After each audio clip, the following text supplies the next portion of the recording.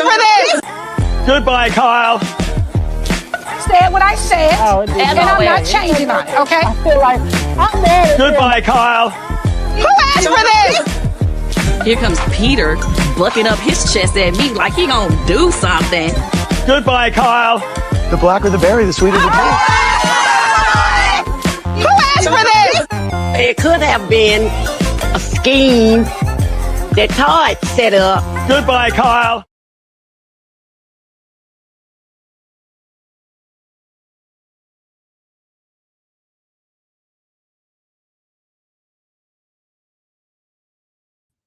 Now I got to add us back to the stage. I don't know what's going on with StreamYard tonight, honey, but welcome.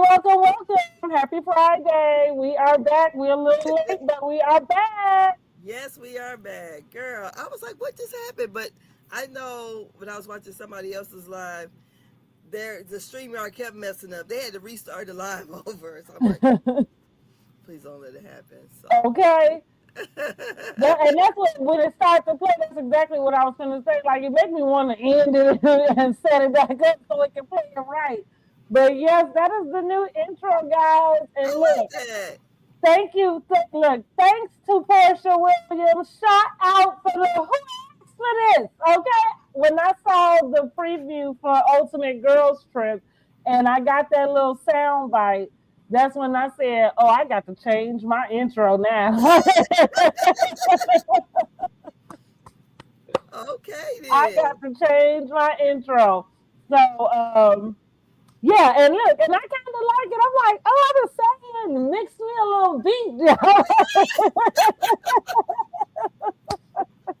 That's good, though. I like that. I'm like, but who is Kyle? That's from Beverly Hills. She from Beverly Hills. We say goodbye, Kyle. And what's funny about that goodbye, Kyle, is that's the last time we saw him or Lisa when he kicked her out the house. Oh, okay. I'm like, so yeah, that's from Beverly Hills Housewives. But that's one that I like. Girl, and I got to play you this clip when we get a chance about the Homeless and Toothless Foundation, the way they chopped up that damn name. The Homeless and Toothless Foundation. Oh, wait a minute, not Homeless and Toothless. It's Homeless, not Toothless. The Homeless and Toothless Foundation. Oh, wait a minute. Oh, Lord, what is going on? I know, like we had some playback. Mm-hmm. But okay, y'all, listen, let's jump into, do we want to do reunion licks or wait till the end, jump into the episode? Whatever you want to do, girl. It's Friday. TJ, Friday? Have it your way, honey. We here. Well, let's go and jump into the episode, because as far as finales go, and listen, we're going to give them a lot of grace because this season, was a comeback season. They are rising from the ashes, honey, because I thought they was done. I thought they was done. I didn't know if they could bring anybody back to revive what was going on over here them last 2 seasons. But I did feel like overall this episode for me just kind of, it didn't feel like a finale episode. It was a little flat. However, I'm ready for the reunion, so I'm not too much. Let's go and get this show on the road as far as I'm concerned, as far as ending the season. But as usual, guys, you guys let us know, what did you think of this week's episode for Real Housewives of Atlanta? Rated 1 to 10. Let me see if I have, yep, there we go. I have a poll. Look at that. So you can go ahead and just select on the poll, if you will. I would appreciate that. And listen, I got some notes, but I just got to start here with this last episode. Yes. Dr. Ken, the doctor that Phaedra was dating, that she should have showed up on Married to Medicine with, because when we got to that clip and Dr. Ken came in there, he was showing Phaedra a lot of love that felt like you was missing that whole thing. What do you think? Lisa. He was rubbing the little soft, like. I think he was just drunk. Okay, maybe that is it. Yeah, I figured he was, I ain't gonna say drunk, but I think he was feeling real good. Oh, clearly. And feeling real good about him some Phaedra, right? I Because was like, I'm like, look, every looked at the girl's head in the scene. I was looking at the TV the same way, like, wait a minute. I'm like, When did y'all get this friendly with each other? see, we don't be knowing their business, do we? Well, that's what I said. Was that the doctor you was dating that should have been, that got you over there? Because that seemed like that's all up. Right? Because we still don't know whatever said doctor. Yeah, I don't know. I was shocked that he was acting that way. I really was. I thought he was a part of the alphabet crew. Mm. That's what I thought. I didn't see that coming. Mm-hmm. I said, oh, okay, go ahead. Well, he liked him some Phaedra, honey. Girl, he said he gonna shoot his shot. But like I said, if he hadn't already shot it, like, he didn't shot up the he club looked like before. he was very familiar. You know what I'm saying? Yes. It didn't seem like, and she didn't seem like that was something that was surprising to her. You know what I mean? That he would feel that way. You know. Uh-huh. So, hey, let me start the rumor. That was the doctor that was supposed to be over on Married to Medicine. Yeah. Let me go and start the rumor, okay? Yeah, if you saying right. Yeah, he was rubbing real close. But look, first, as we get into the episode, I think we just had like a quick recap of a lot of stuff that happened through the season. Well, maybe not a lot, but some of the things that took place this season. Of course, Drew and Michelle getting into, K Michelle getting into it. Infamous Portia and Shamia at the last hour. What else? What's up? Pinky and her bankruptcy woes. Kelly and her woes. Divorce woes. We did see that in this episode, she met with Phaedra at the attorney's office. Now, listen, Phaedra did one thing. She took some notes. She said, "When I represent this girl, I don't think we brought it up in the actual review we did for that episode when she told Kelly that she would not charge her. But I said, yeah, she learned her lesson fooling around with Sheree." Because, baby, when she said that she would help Sheree out, she wasn't filing a damn thing until Sheree dropped that doggone retainer, honey. But I guess she told Kelly, which, oddly enough, y'all knew that Sheree didn't have no money because she was trying to get the settlement so badly. But I guess she said, I learned my lesson and y'all won't do me. So let me just go on and tell Kelly she can get this service for free. Everything that we saw them walk into looked like Phaedra went out and got her some extra attorneys to help her with her stuff. Now, look, I wasn't paying attention, but people were saying when I was watching their lives that Jasmine Crockett was on there with Phaedra. I must have blinked because I didn't even see it. Because then I see where she was on being interviewed somewhere, and she was talking about maybe a political run. I'm like, Phaedra? Yeah, and I'm like, girl, you know how they be digging in your background. It looked like a little shady. Here's my deal. Like, this is one thing that really, I guess, gets up under my skin sometimes is people doing things for the sake of doing them, right? Mm-hmm. I just really would prefer that even if somebody was saying that it just kind of added up to somebody who it made sense. Like, I think that Phaedra,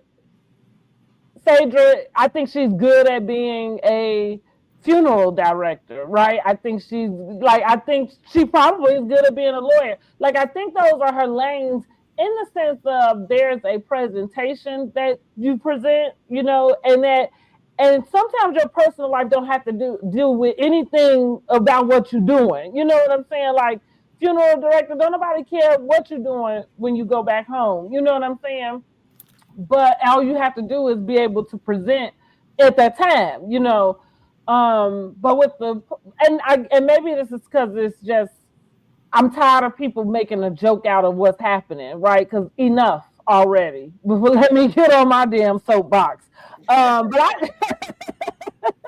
But I did just take a cohort in Indianapolis. Y'all know I'm in Indianapolis. Called "Taking Your Seat," and it did have a political like focus. Basically, it was for me to find out.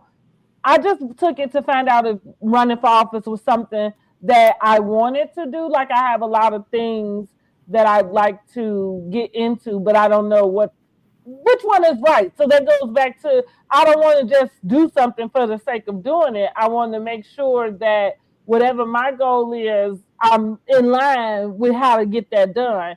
And as we finished that, I think it was 6 weeks, and it was really interesting. I learned a lot.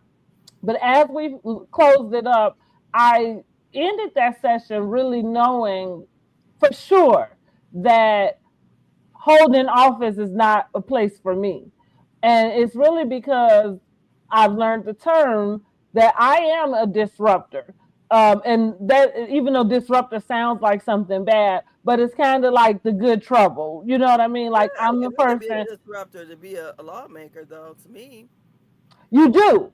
But here's the difference that at least for me, in which I found out, is when you get into holding office, there's no way around playing the game.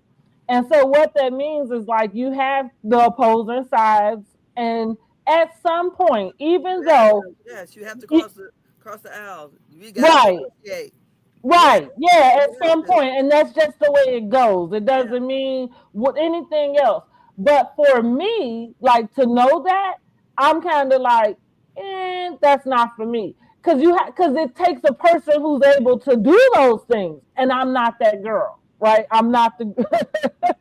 Yeah, you gotta, that's why they put all that pork in them different bills and everything. Because for sure, yeah, for sure. And and again, just getting into those ins and outs. So that's what I mean is that a lot of times, even as just regular constituents, as we discuss certain things, sometimes we discuss things without having that type of insight to know that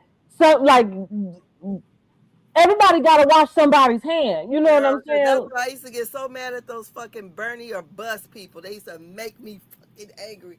I'm like, really? Because it's not how it works, really, in politics.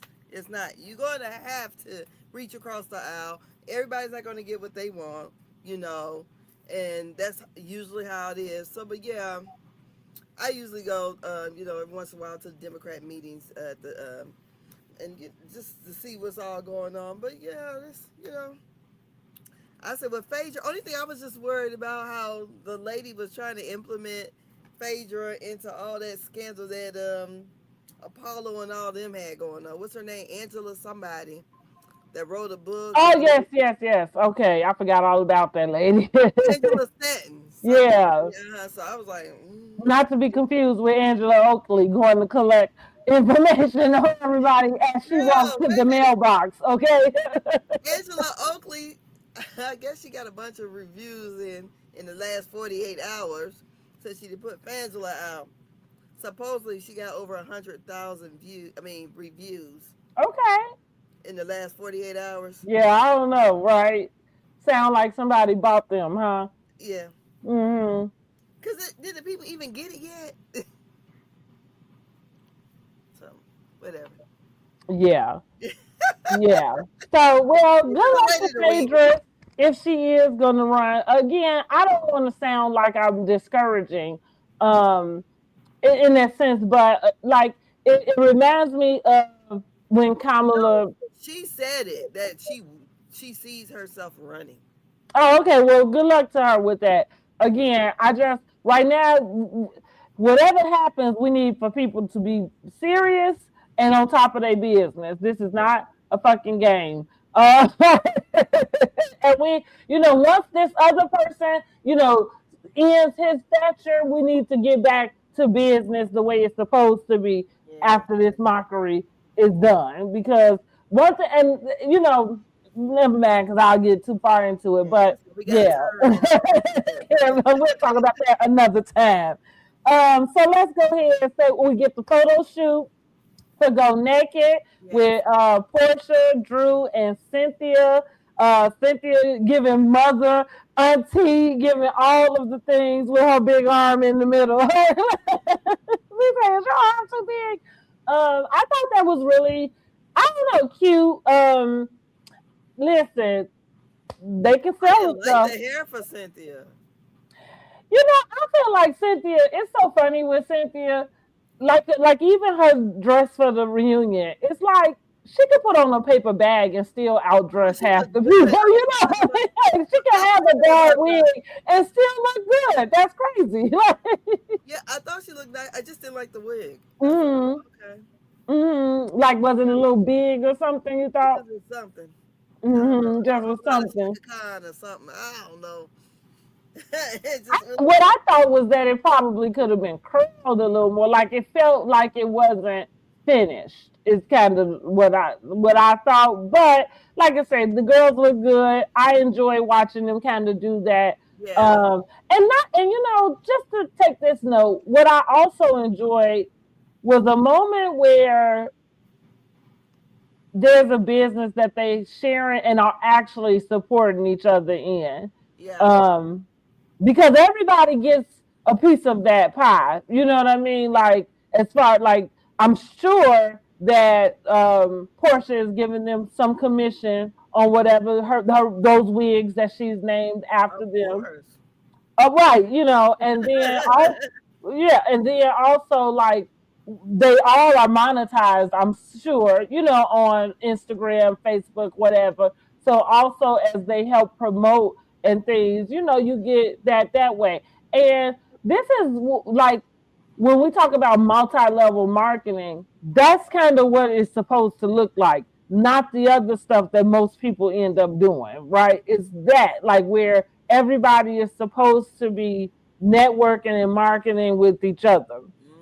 So I like that. I thought, as opposed to us throwing each other's, you know, bankruptcies in each other's face and all your losses, you know, it kind of felt, it was good to see them kind of get together, and especially Drew, because we know whatever she's going through. So I thought that was cute. What you thought? You thought Cynthia's wig was? I like the photo shoot. I just didn't like the hair. I thought, Mm-hmm. and then I thought, oh, okay, so maybe that's what that hair inspired Drew's look for the reunion. I think because it was I kind of feel like like Drew ended up saying, I don't know what happened, and maybe we'll find out when they air it, but that she had some type of malfunction. So I think that hair was a last minute thing, and she didn't like get to do the look the way she, I guess, wanted to, which makes a lot of sense because I feel like the dress was good, but it was the hair. yeah. Then we got Pinky talking about shit. It looks like she was having some type of family gathering. And so they looked like they were getting ready to bless some food or so. Looked like that was praying over before they got ready to eat. But she just talked about being able to buy her business back and how much that took, and you know how grateful she was. How do we think Pinky did for her first season? I think she did well. I think so too. I like her confessionals. How to me she's kind of a bit of a comic relief, you know. Mm-hmm. I thought she did well. We got real. And I feel like it's natural, like it's not like a put on. You know, she did well. ain't no point in talking about who we want to go because according to Andy, this is it, baby. So, so put your seatbelt on because all of them coming back for another season. Which that's good news for them because I hear that they're getting ready to start filming too, which is even better news because you know the last 3 or 4 years they have not been getting right back to their filming schedule. So yeah, everybody should be really proud of themselves. Yeah, because I also think too, even though I don't know what the views are for the week, or or the day, but I would imagine the week is good. They're always in the blogs, about whatever's going on Housewives, and then Carlos doing those different interviews too is helping along. So I feel like everybody names are in the in the blogs, and the one that because I know they were saying that they wanted they were thinking about Nene, whatever that rumor was. And I was thinking to myself, I don't know how it would look for Nene to come back, because when she felt like she was on top, to me, she was very arrogant, and it just was like, She actually had gotten there. And I talked about this in the video earlier of 20 years of Housewives, guys. So if you get a chance, go check it out. But Nene, I feel like when we talk about the Mount Rushmore of Housewives, Nene Leakes should probably be on everybody's list. Like I don't know how you, I don't know how you have a list and don't include her.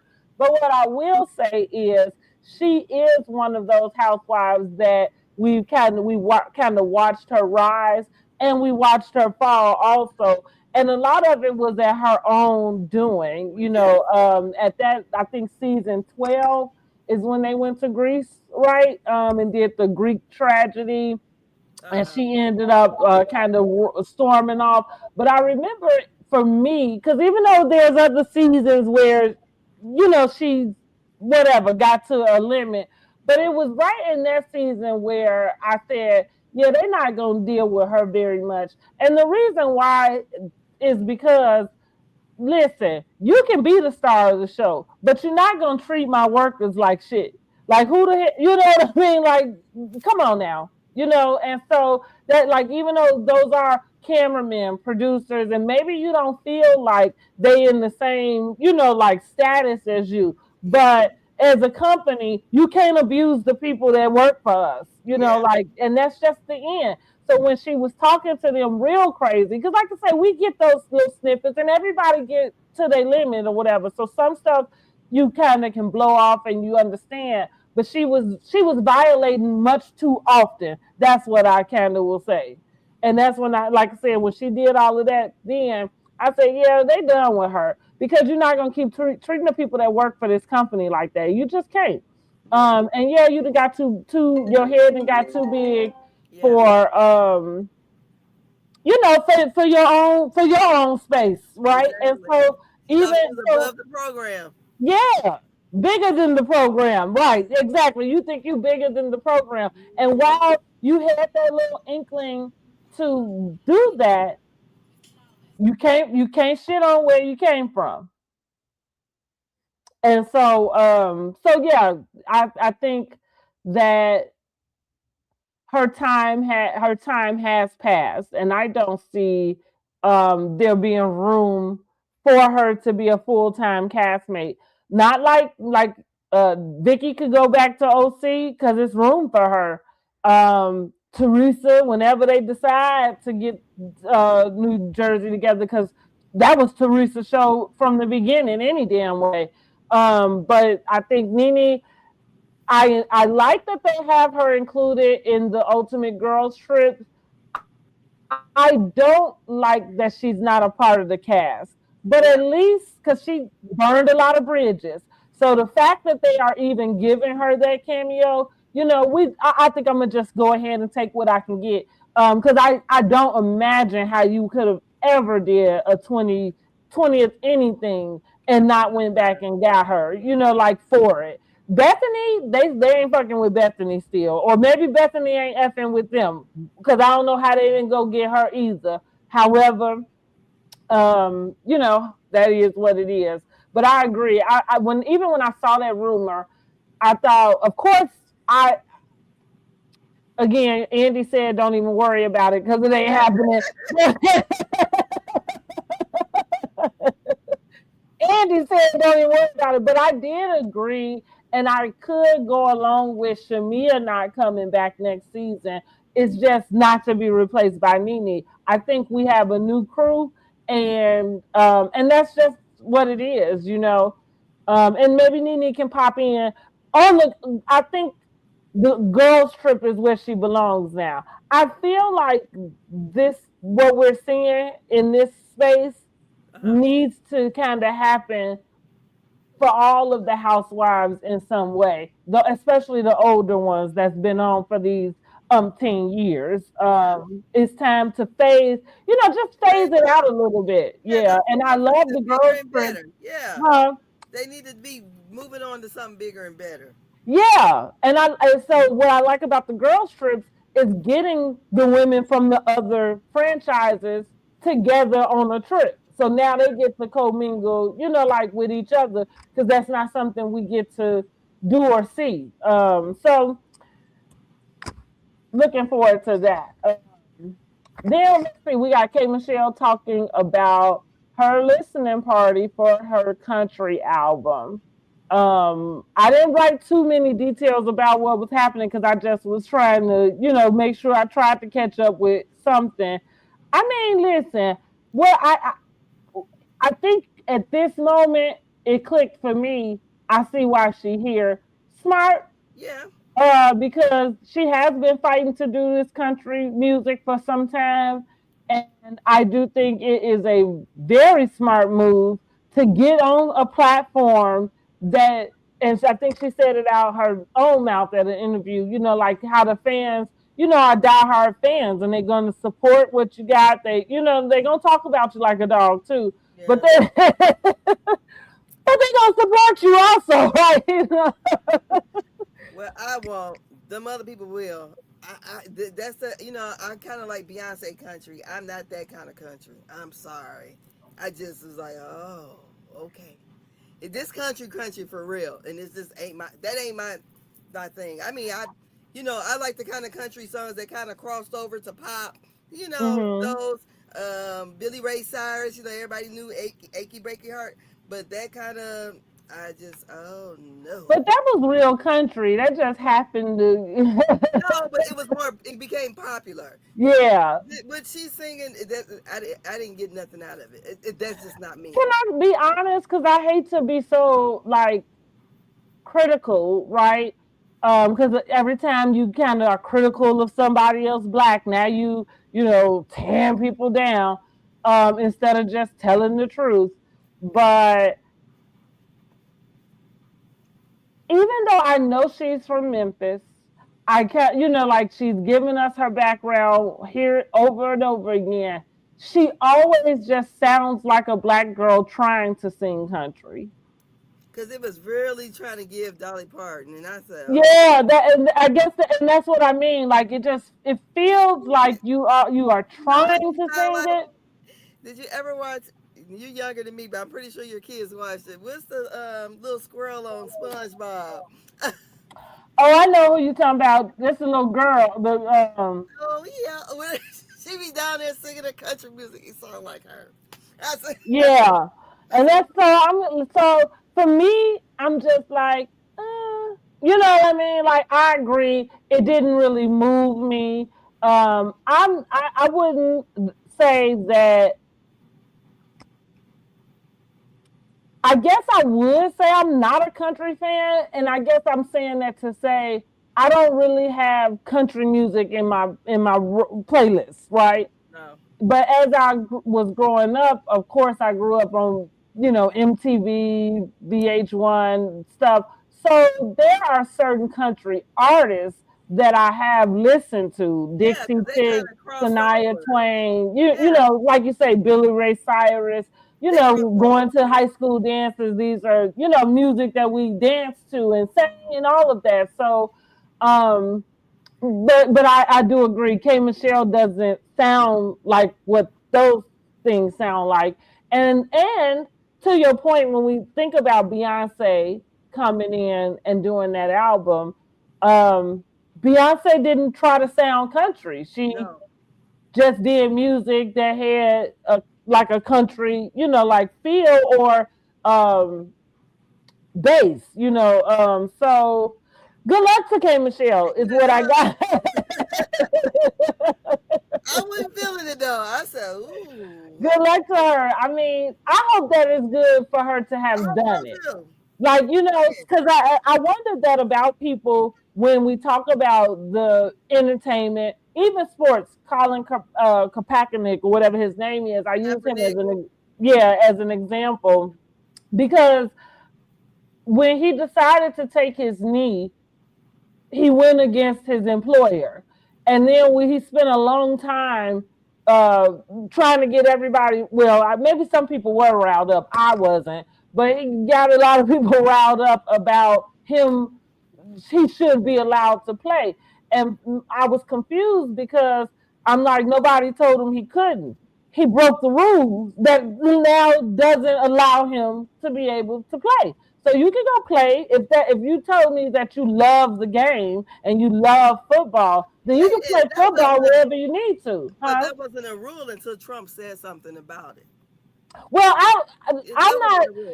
So here's where I go with this, because it's no different than any employer. Most employers are at will. Well, yeah, but okay, there's that. That what the commander in chief decided that he didn't like this man taking a knee during the national anthem.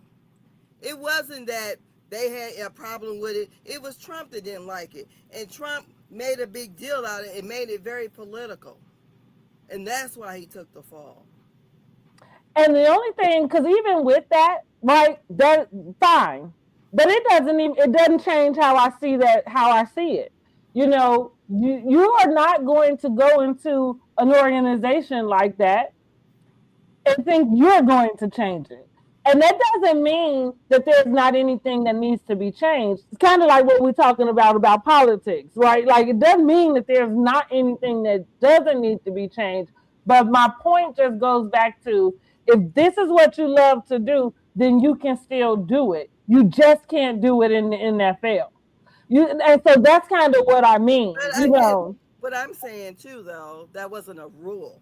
It wasn't like he said, okay, I'm going in to break this rule. That was not. Okay, fine. That was not. Okay, well let's take that off the table. It wasn't a rule. No, but I'm still just speaking at it. Like, I feel like you've been an entrepreneur for a long time. I'm speaking as a person who's worked in corporations. And so what I'm saying is that at any moment in time, like, to your point, that's what we call at will. At any moment in time, my company that I work for right now today can decide to change a rule to reorganize something that we don't have no idea about. You know what I'm saying? That it wasn't here before and now it exists. You know, but that's why they have signed contracts too, though. So they have signed contracts. They have lawyers that look at the things. That was not. But they don't have a union like that. See, I feel like we get into because when you say a sign, so like when you say a signed contract, the contract don't cover what it don't cover, and so to your point, if something changed that wasn't even included in the contract don't even matter because it don't cover that. You know what I'm saying? So that's what the contract don't cover what it don't cover. And so that's where a union would come in. So like when you talk about union workers, it's because you got to have somebody to come in and enforce the things on your behalf. But all I'm saying, just in general, without even, and that's what I mean about getting into those types of details, because just on the fly, what I bring him up because he plays football. And a lot of times when people are getting paid millions of dollars to play a game and they tell you how much they love the game, and then for some reason something happened and you can't play the game, well, you can. You can't, like, the semantics are, you can still play football. You can go over here, you can go to this league, whatever. You can't play for the NFL. And if you want, let's be forthcoming about what it is we're saying. And so that's kind of what I mean, just in general about. They do have a union. It's just that the president didn't like what he was doing. Okay. Yeah. And I'm not arguing that didn't happen. All I'm saying is that you can't, like, you can't play for the NFL if they tell you can't play for them. And that has nothing to do with whether you can play football or not. That's what I'm saying. You can still play. You just can't play for the NFL. Mm-hmm. And that's their shit, and they get to make the rules. You get what, like, that's that. You know what I mean? Like, and I'm unfair, but that's why I mean I've been working in corporate for so long that is my mindset about dealing with corporate businesses. Period. My own job included. They can, like I say, they can decide to change a rule I've been doing all of this time, and all I'ma have is to have conversation with my friend. Like, can you believe that they did X, Y, and Z? Because ain't no recourse about. I can argue with them until I'm blue in the face. It's their prerogative to change it at will, and that's exactly what, you know what I mean, what at will means. So with that, you know, it's just like I hope. So what I was saying with K Michelle is that I wonder if, and I don't know, maybe this is not with her, because what I feel like is that she continues to put out music, and it's not a. She doesn't seem butthurt about not having certain awards and things. I don't think maybe she's not being that vocal about it. But so my point is, I hope that what she's doing is just this labor of her own love, you know, like that she happens to be able to make money from, be able to be famous for, but maybe she doesn't get to, like, maybe she don't break any country records, or maybe nobody does pick up a story about what she, you know what I'm saying, doing over here. But hopefully she gets the intrinsic value that she telling us she looking for. That's what I'm gonna say. Well, I believe it's in her, because you know she got her college education paid by yodeling. So, well, girl, if you listen, if whether you wanted to yodel or not, you. Shit. I mean, well, I didn't even know you can get those kind of scholarships, to be honest. That, well, you know, that we go about Black people having the right conversations. There are a lot of scholarships available that if Black people would stop telling people and telling their kids and running this verbiage around, then you would be able to dig in and find out. You're not telling your kids college ain't for everybody. You know, like, because once you start saying that, then the thing is, you're not looking for how to pay for college. But I ain't saying that I knew yodeling was one. And yeah, she was doing yodeling before she went to college. No, for sure. That's what I'm saying. But my point really is that there are a lot of things like track scholarships are easier to get. Baseball, you know what I mean? Like, and so you go into, like, to your point, she was already yodeling. You can get a scholarship for choir. You can get a scholarship for drama. You can get, you know what I mean? Like, you can get those things. But my point, to her point, because again, I don't know anybody who yodels. She's only she only plays for her who know how to yodel. Outside of the cartoons I used to watch growing up. Yeah, I didn't know that was a thing. Yeah, that's what I mean. So I get where you're coming from, but I'm also saying, like, it made a lot of sense to me, because what I do know is that there's a whole pocket of stuff that people can go, you know, do or whatever, but nobody ever looks into it.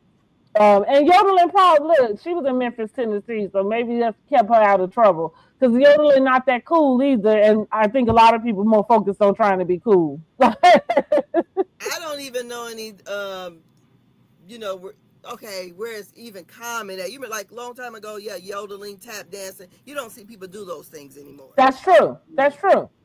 Hell, they don't even play instruments no more, okay? I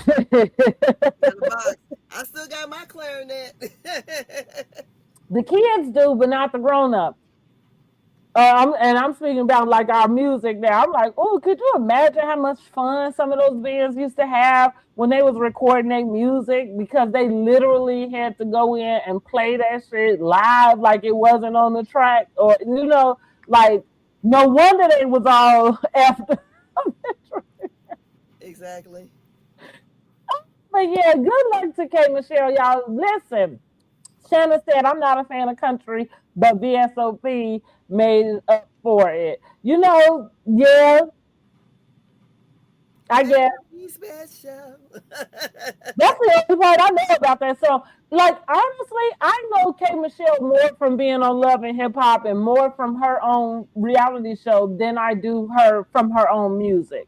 And again, that's why I'm saying I hope that this is a labor of love, because I want people to be able to do the things that bring them joy, you know, but also I will hope that your level of success is not based on like how everybody else respond to it. So if you putting out the music that you love, then Yes, they go for it, you know, and right. And I hope that she's happy doing it. Yeah. So again, but like I say, it made sense to me while she was discussing why she is a part of the show. And kind of like that little marketing bug, I guess, you know, like, so because it might not be us, you might get the other people that go ahead and do it, and I think that might suit her better. Yeah, well, I think because I feel like that is who she is. Yeah, that's her targeted audience. Yeah, that's her audience. I agree. She, made the statement about the white ladies knowing Phaedra. Mm-hmm.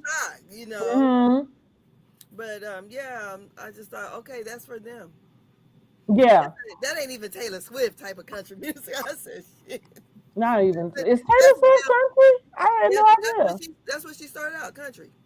Oh, okay. Oh, yeah, that I do remember that song because that's one of her songs I know. Yeah, I knew you were trouble when you walked in. That one. I don't know it, but yeah.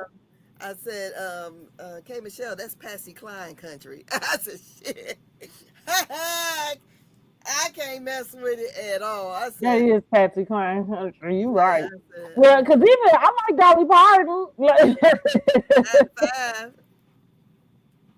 No, Lord. Jolene. I had a little date carry girl named Jolene, so I used to always sing that to her. But that's funny. Yeah, good luck with it. But you know what? I said Drew came ready. And honey, she was ready to shade. I said, look how she was looking. Then when the first note that fell out of her mouth wasn't even that good. Right. I said, oh, okay, Miss Drew. Drew be trying, but they be trying her too. Drew be trying like y'all gonna quit playing with me. So next thing I got is Kay, Pinky, and Shamia meet up with their kids at what looks like a haunted pumpkin patch or something. That's what it looked like. So Kay shades Drew about being a good witch. And then they discussed the Halloween party that Shamia had, and Angela getting caught up in this lie about what George had to say. And listen, she did get caught up in the lie. I agree. Drew was kind of like, you jumping the gun talking about she been vindicated. Vindicated where? Like, what are you talking about, girl? Hell no. You know, literally, she just making up stuff. And again, like I said last week, for me, it was, I always tell people this, and this is how I can make people feel like real, like small. Always consider your source when somebody is talking to you. Yeah. How are you talking to somebody who is sitting up looking like the shice man and taking anything that he say for fact?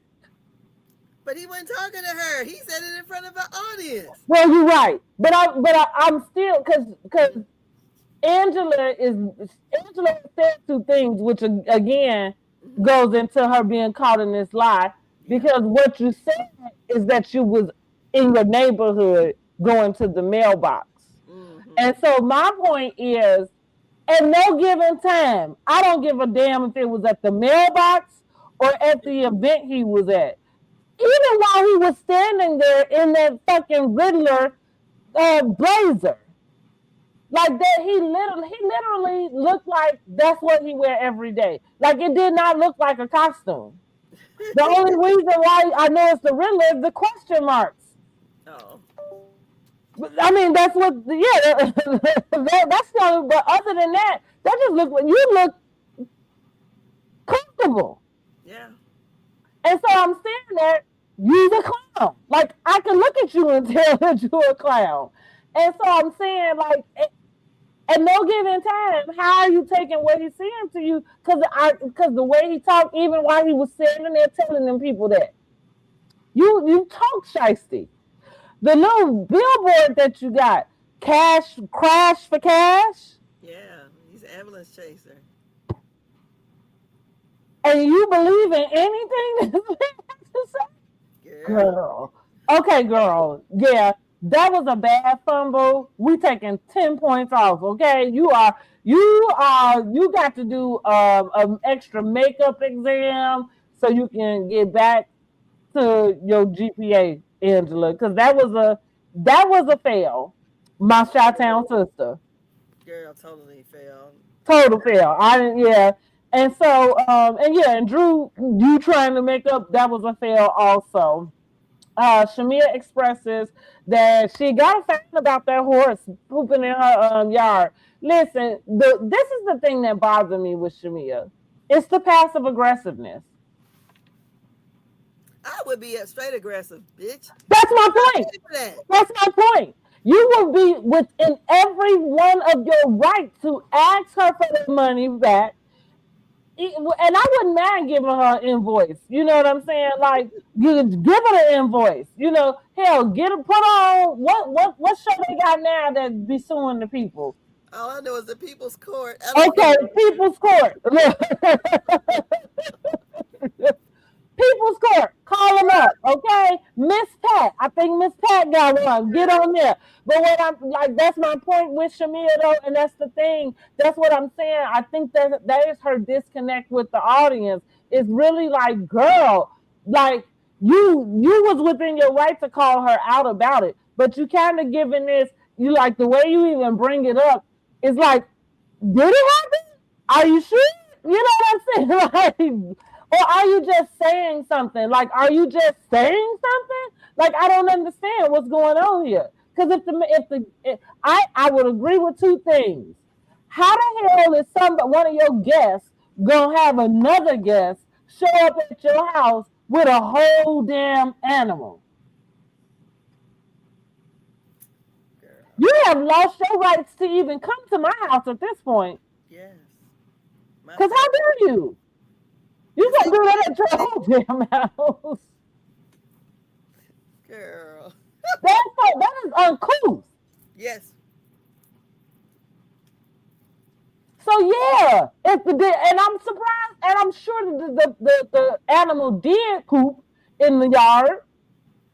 So you should have immediately went and let her know, like, girl. And same while and Drew, I thought was out of line too, because you acting like she was supposed to go call up the man who brought, like. She don't know him. Right. Like, this is your trash you brought over here. Exactly. I'm coming to you. And then when she says it's performative, I'm like, girl. Well, here's the only thing. What Shamia was doing was performative. Because that's what I'm saying. It was like you was talking to her, but you still having this roundabout type of conversation. Whereas you're not being real clear with her that you pissed off about you bringing a horse to my place and this horse shit in my yard. Girl. But like I said, Shamia, for me, that's the problem. That's her disconnect with the audience. It's like you have this passive aggressiveness, but then when you're talking to your friends, you have a little bit of aggressiveness. But then when it comes time to do the confronting, you kind of are in this passive aggressive, space. And I'm gonna need I'm gonna need her to get it together. I'm gonna need her to figure it out. Yeah. Yeah, I'm gonna need her to figure it out. And she needs to stand in it, honey. Yeah, even with this whole the general not wanting to film type of thing, I'm really getting frustrated with her about that. And I'm not saying that what she's saying is not the truth, But what I can't stand about it is, girl, he not filming now. So why is it that you trying to act like that you bring in here today? That, like, be real about what did change. What was the difference? And say that. If your reason was, like, it can't be that everybody else has come up with Portia didn't want you to be on the show, and then your response is, well, no, it was my husband. But then you sit back and kind of want it to be Portia didn't want you on the show. Which one is it? Like you just said, I'm going to need you to stand in it. I'm going to need you to stand up and stand in it. So are you referring to what Andy said or how we got here? What? That it ain't changing? No. When Andy was talking about it and Portia, he was talking about Gerald and meeting him for the first time, and that how Gerald did not want Shamia filming in the home, and she corrected it, and then Portia stepped in it. Is that what you getting at or no? Well, yeah. But it's like Shamia, and that, so it's kind of the same thing I've been saying about this thing about her friendship ending with Portia. It's like she sat back and let the audience take on, like whatever narrative. And then when you come on the back end to clean it up, even what you're trying to clean up, it doesn't make sense. Because, again, Gerald is still not on the show. And not only that, I feel like we have seen plenty of housewives not have their husband on the show. I'm confused at why, you know what I mean? Like, why this was it for her. I don't know. Right, I got so many questions. Portia decided to comment, though, since he's paying her dust. Well, she did. Well, I think, it's so funny that y'all got to keep up. Put down the mustard and catch up, okay? Because I feel like at this point, I think Portia is about to troll Shamia. And it's just because, like, after that whole thing about the mama trying to sleep with the daddy and all of that, Portia like, F you, girl. Yeah, but they filmed it last year. What's gonna happen? So we wait until each episode, then we pipe up some more. That's what I'm trying to figure out. I think that's a natural thing. Like you said, they'll film stuff, and then when the stuff starts to air and come up, yeah, it kind of gets reignited. And so and not for nothing, to be quite honest about the way Portia moved and stuff, she always kind of had been that way. She never really would be in under comment, you know what I'm saying, like going there. And not for just to add, that makes for a good show when it comes to the housewives, because here's the thing, once we get to the reunion, as an audience, we don't need to be arguing about what all happened on social media, because that's not going to come up for the most part on this reunion. You know what I'm saying? Oh yeah. So it's good for people to try to practice not doing that. You know what I'm saying? But I do think that at this point, like I said, because I agree, it filmed. She knew that it happened. But what she's like reacting in real time is because everybody is watching it in real time. And so it would make sense to me that you would, like, now you like, shit, like, okay, I'm coming. And so I feel like Portia I feel like there's some vindication that she wants of her in. I'm not saying that she deserves it one way or the other. But my stance is the same. I think Shamia put her friendship up on the table, and maybe that's what she felt like she had to do. Maybe she understood her limitations with Gerald, and I don't know. But she put her friendship up on the table, and she lost big, and now she just got to go with that. Yeah. I mean, it's nothing else to do. Like when you go to the casino and put all your money on the table and the house take it. You know shit. Well, she best to get over it. Because I guess I've just never been that type of girl. We not friends no more. I ain't tripping over it. Mm-hmm. Good riddance. I mean, we can be cordial, but I ain't going to be sitting there, oh, I want them to talk to me and be crying about it. And that's what I can't stand. I'm like, why is she crying about this shit? I mean, I know Especially when it's it's your fault. I'm like, girl, please stop. Please stop. No, I agree. I totally agree. And I like Shamia in general as a person. I wanted her to do better, as a housewife. She's right there with Marlo as far as I'm concerned, as far as their performance as a housewife. But I think we'll be seeing her again. Hopefully her counseling will be helping her and maybe she'll learn how to navigate these girls a little better. Yeah, learn to play the game. Yeah, Andre said Real Housewives of Atlanta season 17, 10 women. Let me see. 10 women was too big of a cast when Bravo got rid of 7 women of Real Housewives of Atlanta the summer of 2024. They had 10 women at one time?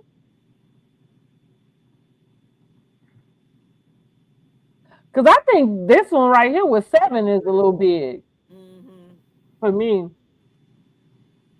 I'm used to kind of like a 5-ish.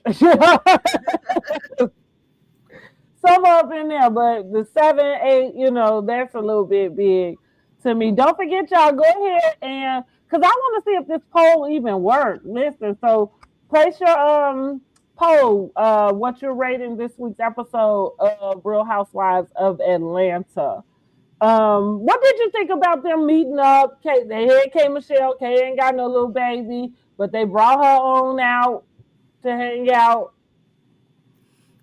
Listen, let me just speak first. Don't invite me. I'm not going to no pumpkin patch. Not until I get some grandbabies. Now, if I get a grandbaby, feel free.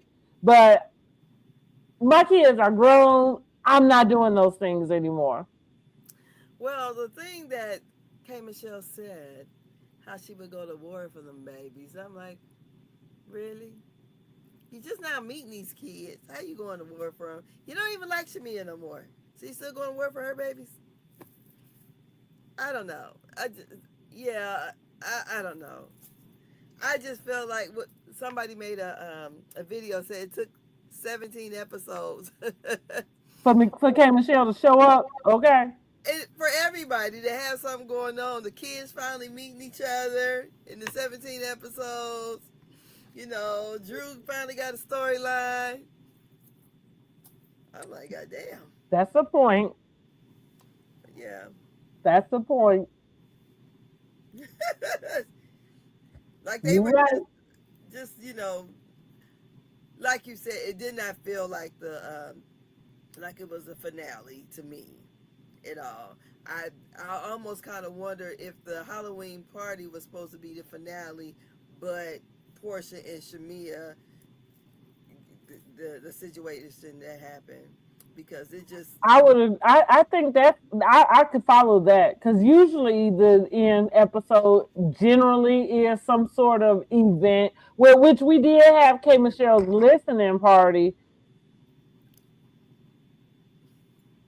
Very special. Very, very special. Whatever. But okay. Did Drew get pushed or did she just fall? She got pulled and she tripped over them long ass pants. Oh, okay. That's what Portia said. Cause what Drew kept saying, like somebody pulled me. She like, you sure it wasn't the pants? Girl, yeah, it was the long ass pants she tripped over, girl. Trying to be Beyonce. What she call herself, Drew-Beyonce or whatever. Yeah. Girl. Now I thought everyone looked nice, but I hated K Michelle's hair. I said, what the hell is this? Mm-hmm. Oh my God. I'm just like, hey, now, there's another girl, she's somewhat part black or whatever that sings country, Tanner somebody. Mm-hmm. I like her. I don't know why K. Michelle thinks she has to look like. I don't get it. The hair looked like she had pump it up, sprayed on. It looked like a heart. Yeah. I think I had said to myself, she reminded Claudine, I think is who I thought about. Like, the old Diane Carroll, one of the Supremes or some shit. Turn your wig around. Yeah. Dream Girls. Okay, right. Exactly, girl. Exactly. I'm like, what in the hell? So this is my first time ever seeing K. Michelle's sister. I never knew anything about K. Michelle. I said, oh, she got a pretty sister. Mm-hmm. They look a lot alike. But the episode, it was, I didn't watch it a whole lot of times, so I said they were just tying up all the loose ends. So who else? That's what it seemed like to me. Mm-hmm. What else happened? So Angela presented her Fangela at the list. Angela and her daughter's conversation. Yeah. Let's get to that, because did we feel like we learned anything there? Because remember we just like absolutely not. I'm like, why are we here? I don't care to hear about this, and I hated that. You want to know something? I don't care to hear about it if we're not going to talk about what we're talking about. It feels same as when we had that first conversation when we was talking about on that review. Because I'm confused at who. Like, it seems like somebody has a problem, but I'm confused about who. And even on this episode, that conversation, for some reason, I got the feeling that it's the daughter. But that seems so odd. It seems like the daughter don't want to be married no more. It seems like she uncomfortable being gay. Yeah. I don't know. Is that weird for me to say? But that's what I'm getting. Like, that's the feeling I'm getting. Like, I'm not getting that your mom doesn't agree and you're not comfortable talking about it with her. That's not the feeling that I'm getting. I'm getting that you're uncomfortable with you. And you're having a problem talking about that, which would explain why you ran off and got married and didn't tell your mother. That's the only thing that explains that, because here we are again at this conversation and you still not being forthcoming about why you didn't tell your mother. I just was like, oh, I didn't even care to hear it. Then Charles didn't want to be there either. Well, because if you're anything like me, I mean, if you're gonna tell it all. Yeah, because I don't. Don't be sitting here home and trying to protect this and trying. That's the fastest way to piss me off in a conversation. Mm-hmm. And I'm gonna check the F out, right? Because I'm gonna be like, spit it out. What is it that you're trying to get to? Yeah, come on, man. And that's how I felt in that conversation. Yeah. I just felt like, what are we talking about? Yeah, and then, like you say, she get to the end, and she's like, well, I didn't want you to be right. And it's like, right about what exactly? I'm like, what am I watching? Why is she in the confessional? I'm like, How'd she get here, Ike? What you say? Did we ask for this? What? We asked for this, okay. Let you know, while Angela too busy running around here. Yeah, Angela. Find out what's going on over there. Girl, she is clawing at a storyline, okay? Girl. And I have to admit. Oh my goodness. I guess she was trying to, keep mess going. That's why she was doing what she's doing, because she don't have one. Yeah, clearly. Yeah. So, y'all tell me what y'all thought about the conversation between Angela and her daughter. And somebody let me know, is that a thing? Like, is it possible for you to be lesbian and uncomfortable being a lesbian. Like, is that a thing? Because that is a true feeling of what I'm getting. It's the first thing that I got the first time, and I got it again this second time. Well, that same type of inkling, huh? So, speaking of the lesbians, let's get on over to Portia and Sway. All right, I forgot about them too. They made it official in this episode.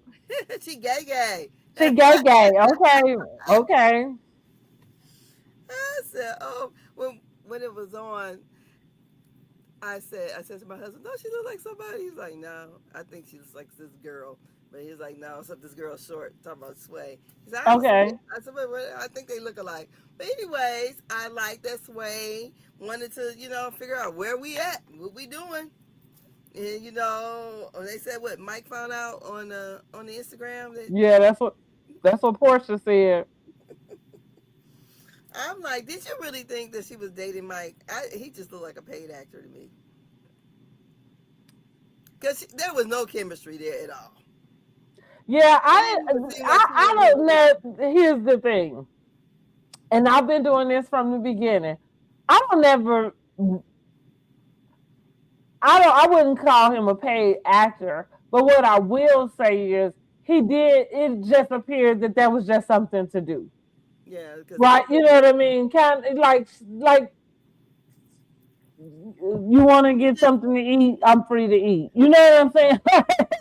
And we, laugh and stuff while we together. But I don't necessarily, I wouldn't say that she, like, paid. Listen. I'm not saying she paid him. It seemed like he wanted to be on TV. And yeah. But and now let me just play devil's advocate, because that's another thing that kind of crawl up under my skin too. Is like people who want to be on TV, baby. You don't show up on those reality shows unless you do want to, unless you at least comfortable with being on TV. He's already been on one anyway. Yeah, that's what I mean. So like if you want to be on camera, then you comfortable being on camera. Like I said, I don't necessarily feel like there was anything. Even if we hadn't known, because we all had found out, I guess, at the same time Mike did. Only thing I would say, it just seems like with Mike, even when she's in the scene with Dennis, she got more. I mean, when she was dating Dennis, it was Mike reminds me when she was dating that football player. Yeah. So but she's like she got to really make a decision. I'm like, girl, you don't even like this goddamn man. So what decision? Right. Come on, move it along. Well, I guess I just answered my own question about Angela's daughter, though, because I was about to say, I guess the decision is, because that's something that you're going to have to, not just between the two of y'all, but that now, I mean, you're in a full-fledged relationship with another female. That's not the same as, I have fun when you know what I'm saying, go out, or, I might have a threesome, with my husband, or that's not the same. So maybe that's what she had so much to think about, as far as that's what it's going to be next. It's not just, okay, me and you, but also this hard launch. No. I'm not even thinking about that. I'm just thinking about, it could have been, she could have dated somebody else. It just seemed like there was nothing that this man that she liked about him. No, I agree. I was like, so not saying that she had to pick Sway. It just seemed like he should have been long gone. But yeah. Well, I can agree with that. So Miss. Yeah, because I don't waste time. Like if I'm not feeling you, we ain't gotta keep spending time together. And it seemed like she was kind of squirming when they were on a double date with K. Michelle and her husband. Just but she probably was already feeling like she liked Sway a lot more. You know what I mean? I'm just going with that to assume that this was even a real dating situation. Because I do agree. Like it just felt like something to do. It didn't feel like there was actual intent behind it. But congrats to Miss Portia and her relationship, honey, and they've been jet setting ever since. One thing Portia gonna do, even though she couldn't get to her friend's wedding, but she been flying all around the world and yeah since.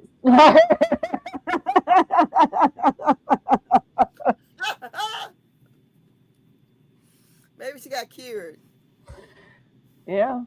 Clearly, I mean, something happened. I'm delivered. She got healed. The Yeah, Lord something happened, you know, so like Sway taking the whole family on vacation.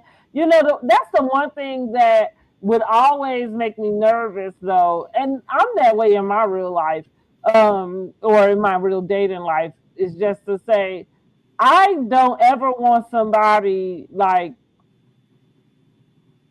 blinding me with things.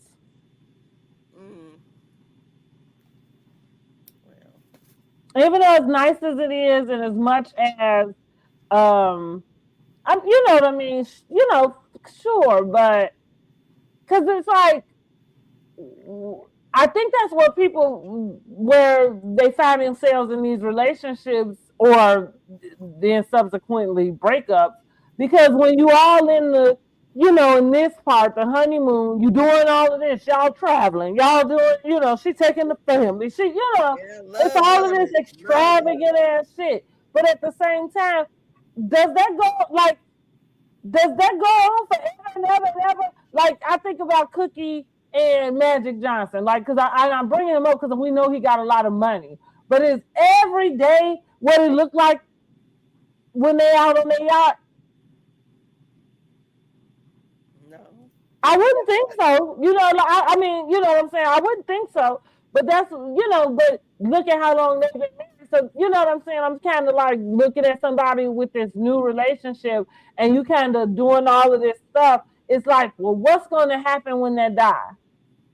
When y'all not going as much? When, you know what I'm saying? Or whatever. You know, like, not that I hope for anything bad, but it just feels like, I don't even want to use the word facade.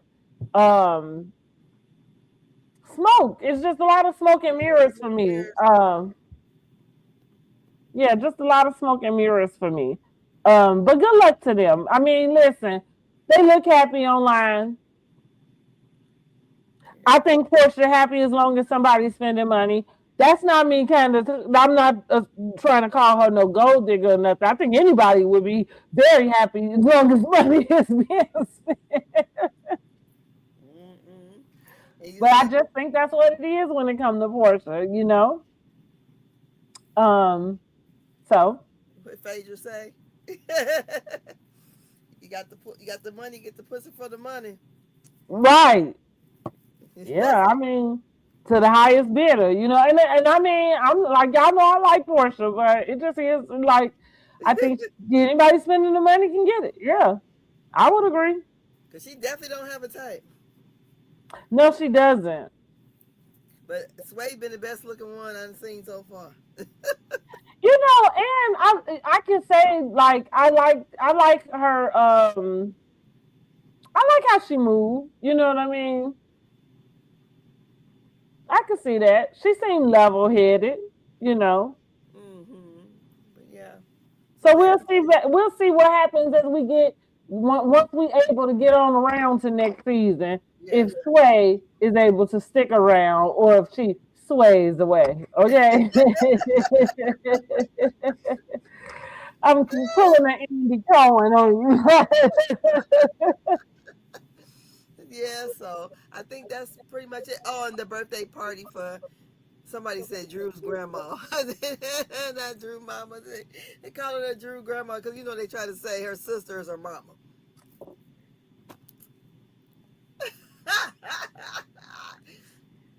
I know her mother looks very good. She's 81 years old, getting around dancing, still got all her right faculties. I said, go ahead, woman. Yeah, she did. Goals. Right. Goals. I want to be there. I agree. Yes. I agree. I hope to be still getting around and getting it. Also, we forgot with Drew looking at that $1 million home with her mom, and then she talks about, you know, the changes she's going through with Ralph and having to show her itinerary showing that she actually was on trips for work as to why she is not hadn't been a present mom is what Ralph is trying to say. So, and evidently he must approve some sort of stuff. I hate to be this girl. I just keep things honest and in perspective. It's kind of the same when it came to Todd and Candy. Anytime I'm watching people in this position kind of go through their divorce and then with the kids, and again, as long as a man is not, and I'm not saying Ralph is not doing this, but like as long as he's not being like disrespectful, I guess, in the way that these things play out. But what I'm saying in general is, and maybe it's easy for me to say because I was the only one raising my children, but 50-50 is just the way to go. Like I don't.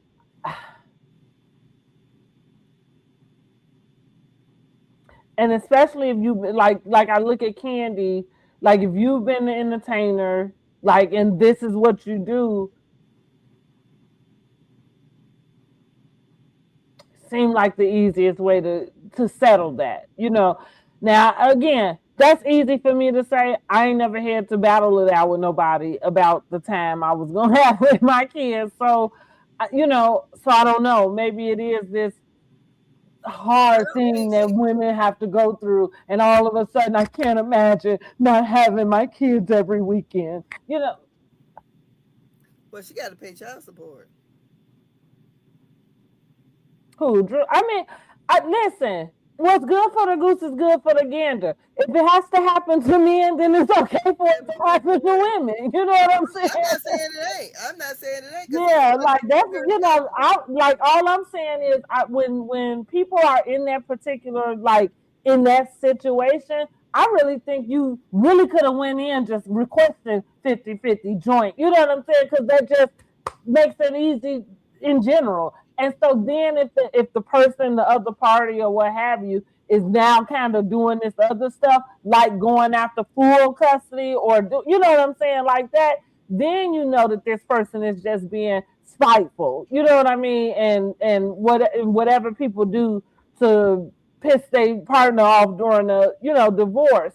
But if we really are just the Papoose and Remy are one also that I would say the same thing. I think some stuff people try to make it seem like it's all this difficulty when a lot of shit is just real easy. If you felt like you was ready to get a divorce and you felt like this was it and that, then you could walk away from whatever money it is you thought. You know what I'm saying? Like if you like, so that's what Remy say. Well, he won't half of this and woo. So they divorce and stall because they can't agree on it. And all I'm saying, then you got now Papoose got his own woman out here, honey, defending him hard about this divorce.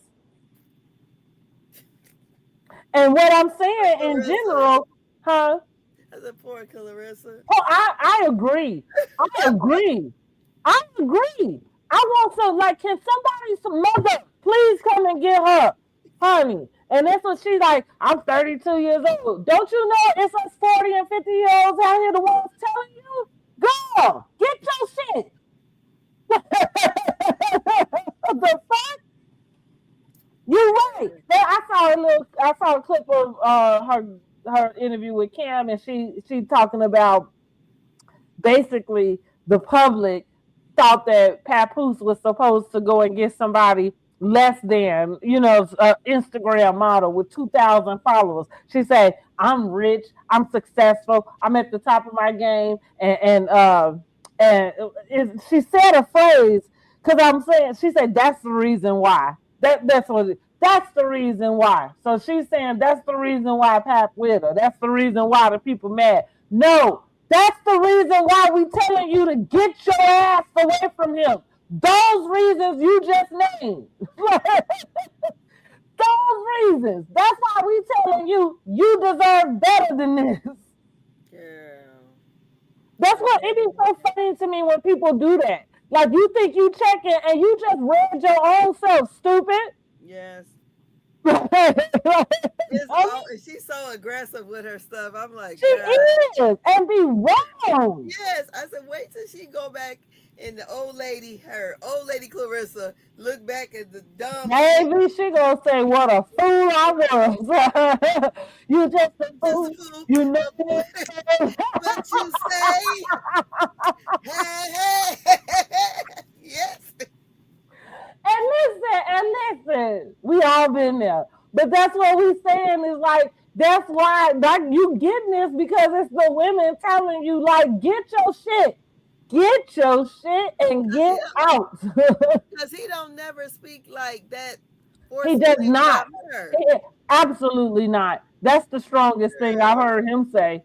Absolutely not. When that man asked him if him and Clarissa lived together, he said, absolutely not.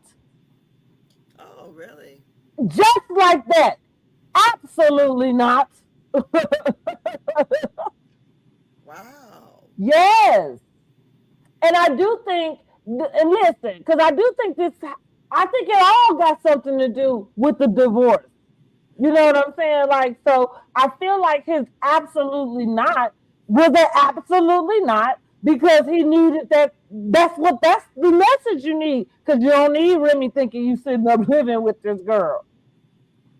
So what, but so with all that being said, my point too, just if Papoose was into you the way you run it down on this internet, he would be divorced because he wouldn't be sitting there waiting on anything because he's so in love with you and you at the top of your game. And what do he need her money for?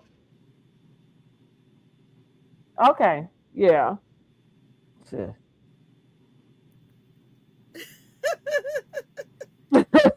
Like, but you want to get on the internet and cuss everybody else out because your man won't get a divorce.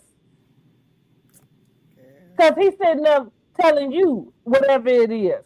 And my point, like, people do go through stuff. I've never been through a divorce.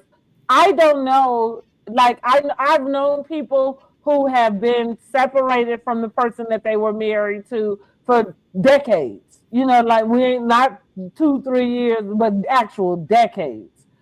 I think there's something wrong with that. And personally, I'm not getting into any serious relationship with somebody because my faith tells me that's somebody who is walking double-minded. And like whether you've seen this person in all of this time, you might not, because that's why I told a girlfriend of mine, she like, well, I ain't seen them and so, I don't know where to find them. And so I told her, I said, well, don't the same thing still work? Put a public notice out. You see what I'm saying? It's a way to get your divorce.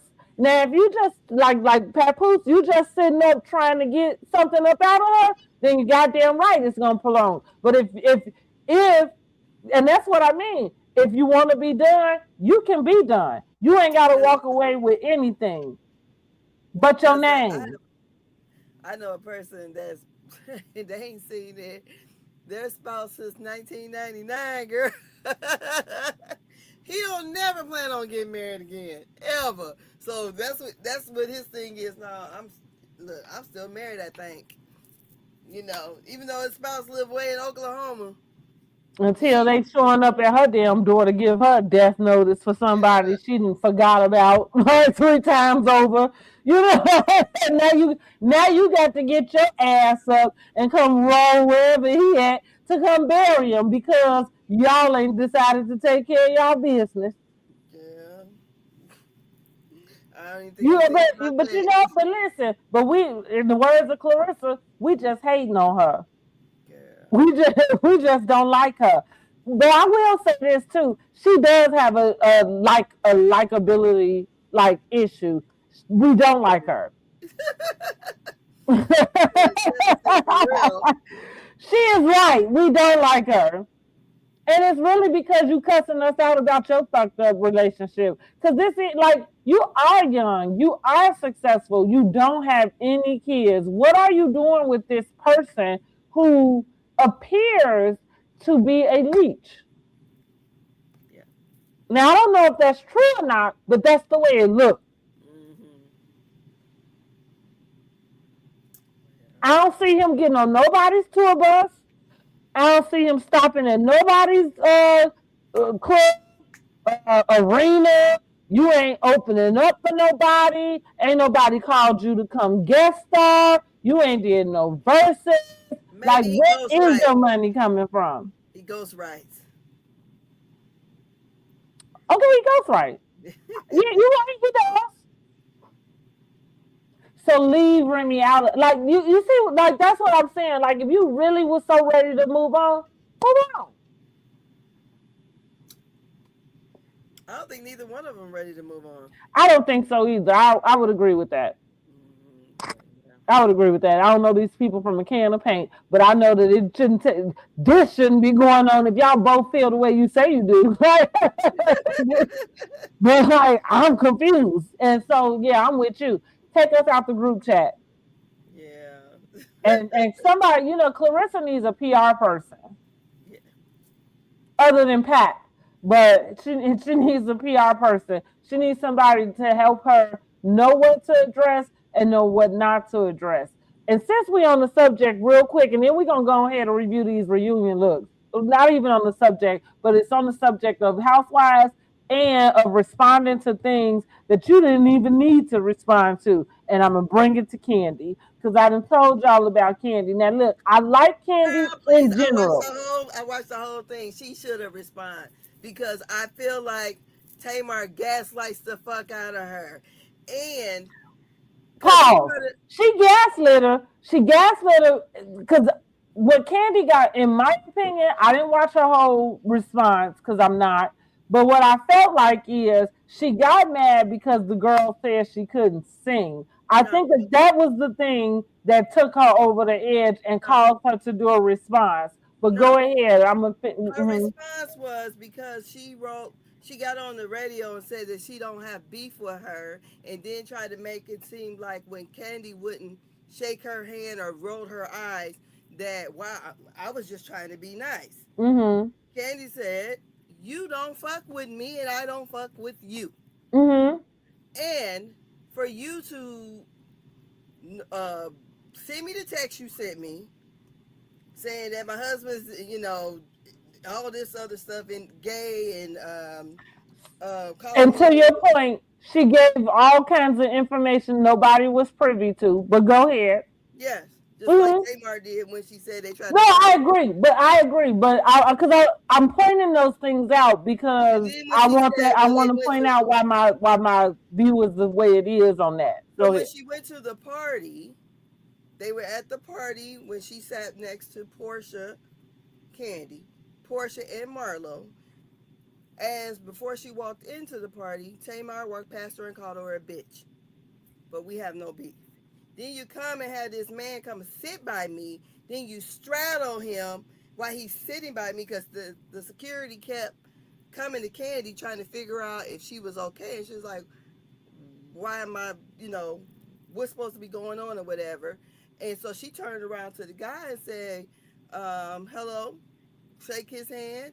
Are you the reason why security keeps coming over? So then Tamar comes over, straddle him. He's sitting right next to Candy because he came and sat there. So while she was there, before she straddled him, she kept circling Candy because when she saw her, she was leaving. Then when she seen Candy, she came back in. I feel like that Tamar always start these fires. And then when people say something back, then people go, oh, well, they shouldn't say that. They know how Tamar is. So she just let her know under no certain terms. When you see me in public, I'm not going to acknowledge you. So don't try to shake my hand. We don't fuck with each other. She was not a presenter. She was not a person who won an award at the Essence, whatever they had down there. So why are you up on the stage trying to shake my hand and congratulate me? And you know you don't like me. Period. And I feel like, no, people talk about the way Candy sing any damn ways. Well, let's be clear. She can't.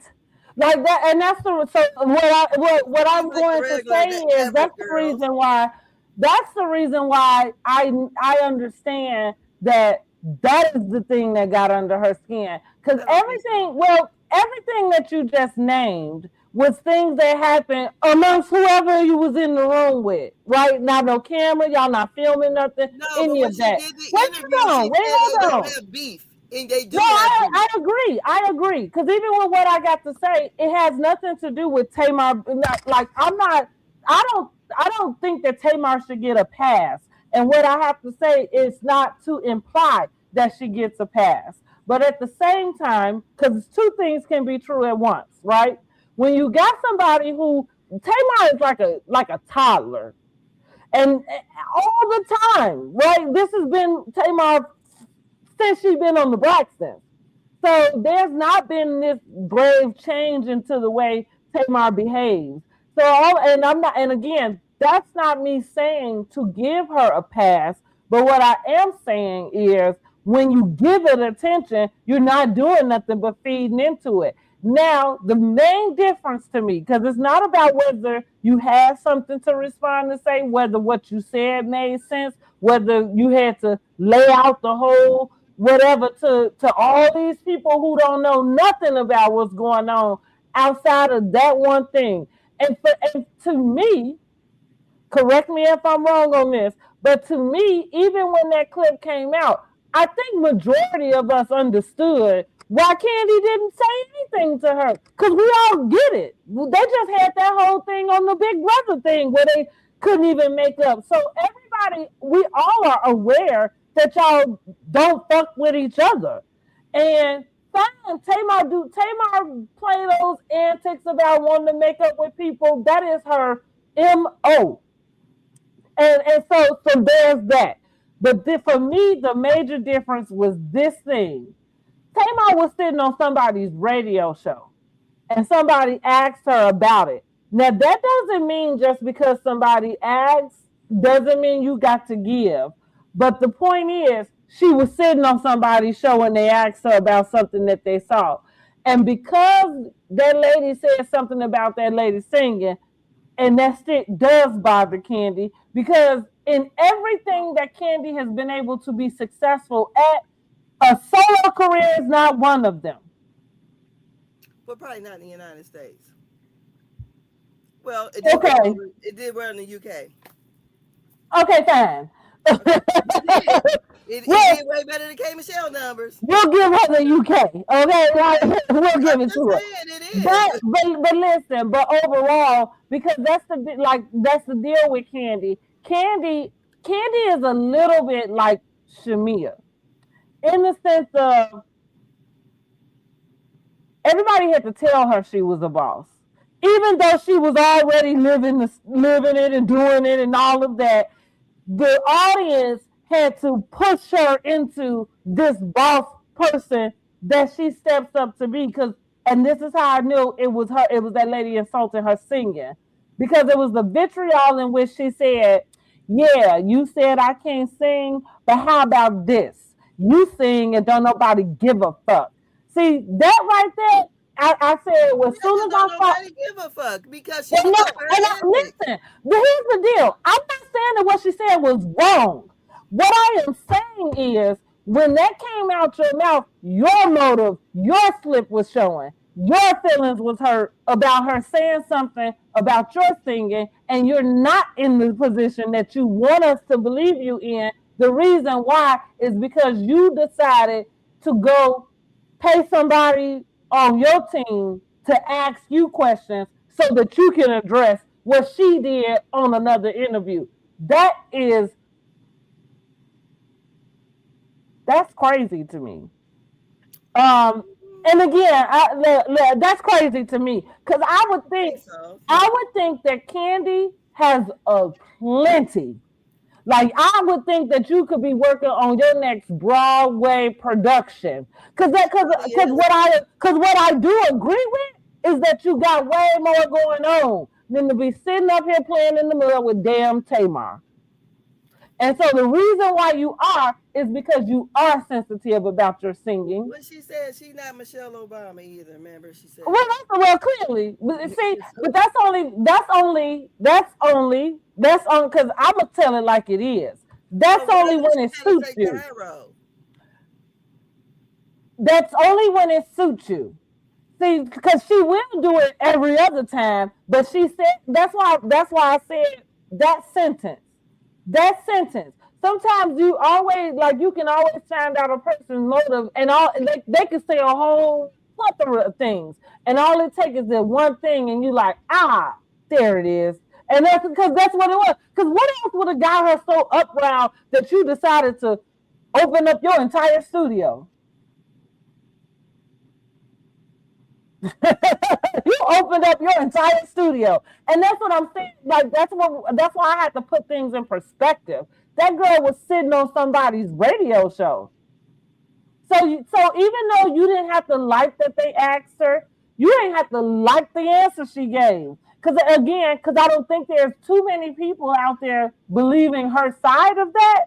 So I don't think that it was necessary for the other stuff. But like I said, when she put it out that singing, and she said, "Well, you singing, don't nobody give a F," and she's right. You called it right, because the deal with Tamar is it's almost the same thing as Candy, which that's what I'm saying. Candy has been able to be successful at everything, but an actual solo career in which that is what she's known for. Tamar got her solo career, and she plateaued at a place that, like, for her to be as new of an artist as she is, she damn near in Toni Braxton's bracket. Cause she ain't no new artist. She's newer than Toni Braxton. But she had an album out in the 90s. So yeah, she did, but it didn't.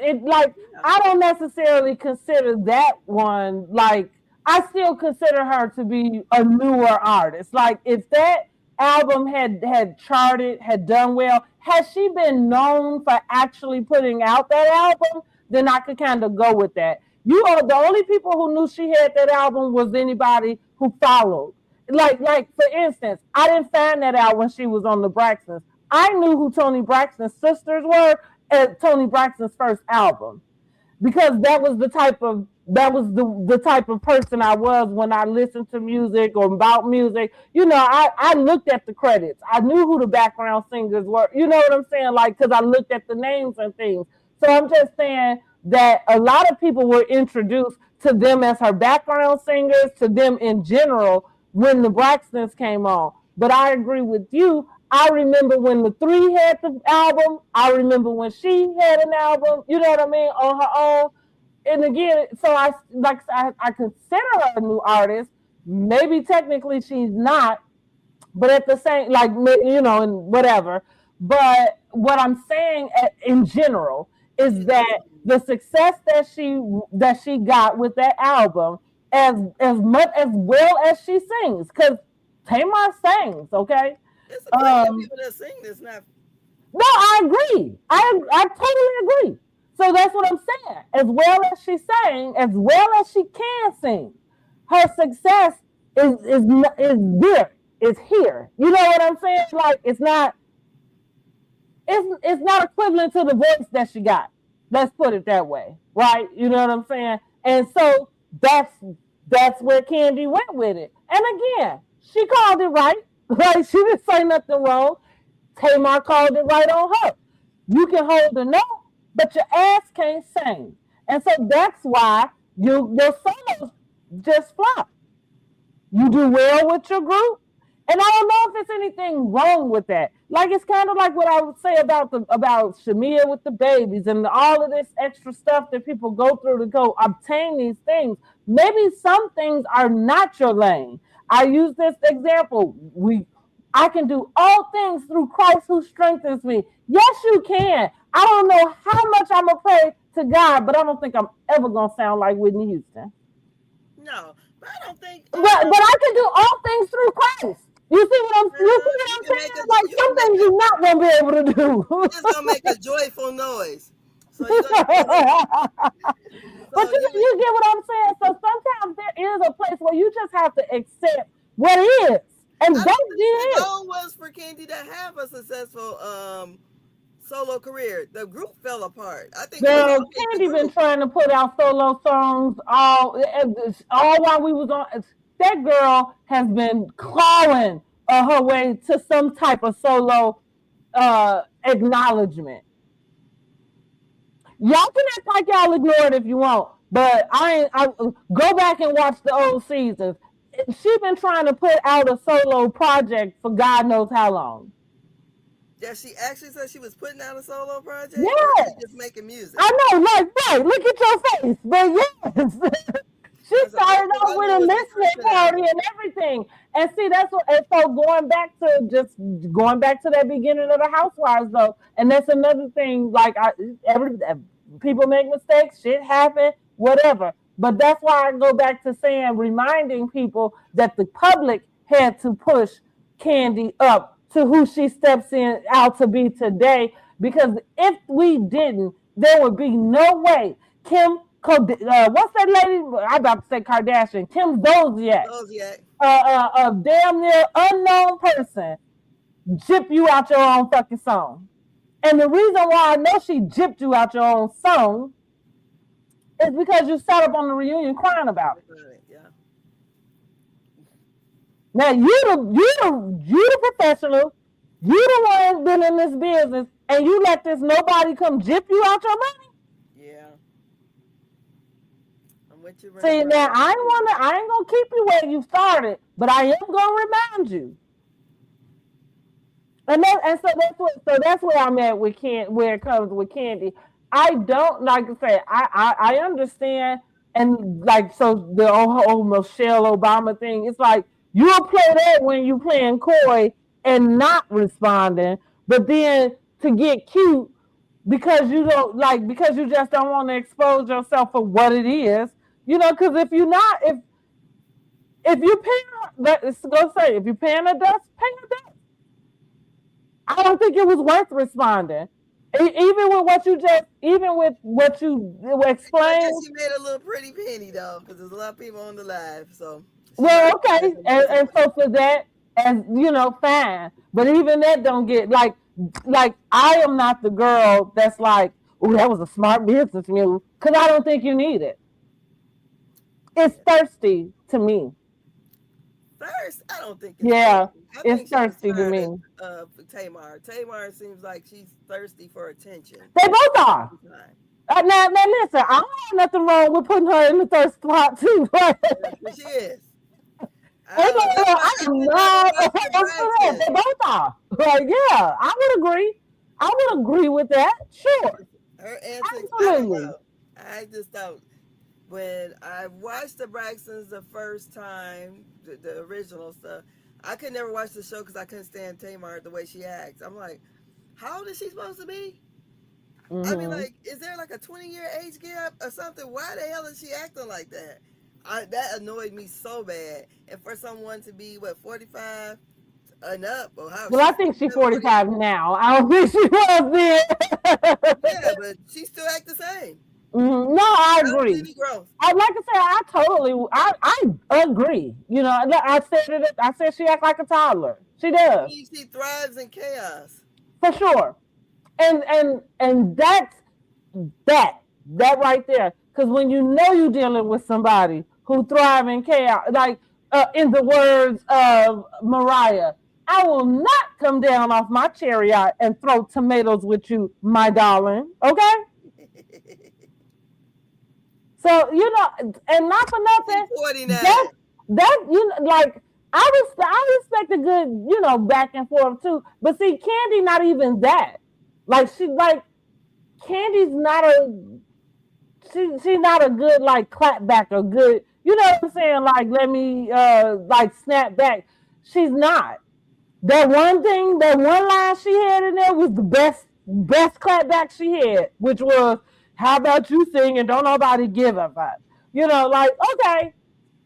You know, but, so I'm saying this to say, I sometimes really do appreciate sometimes the silent, you know, like, flips. Like what Tawanda said, the message that Tawanda said, let your silence be your,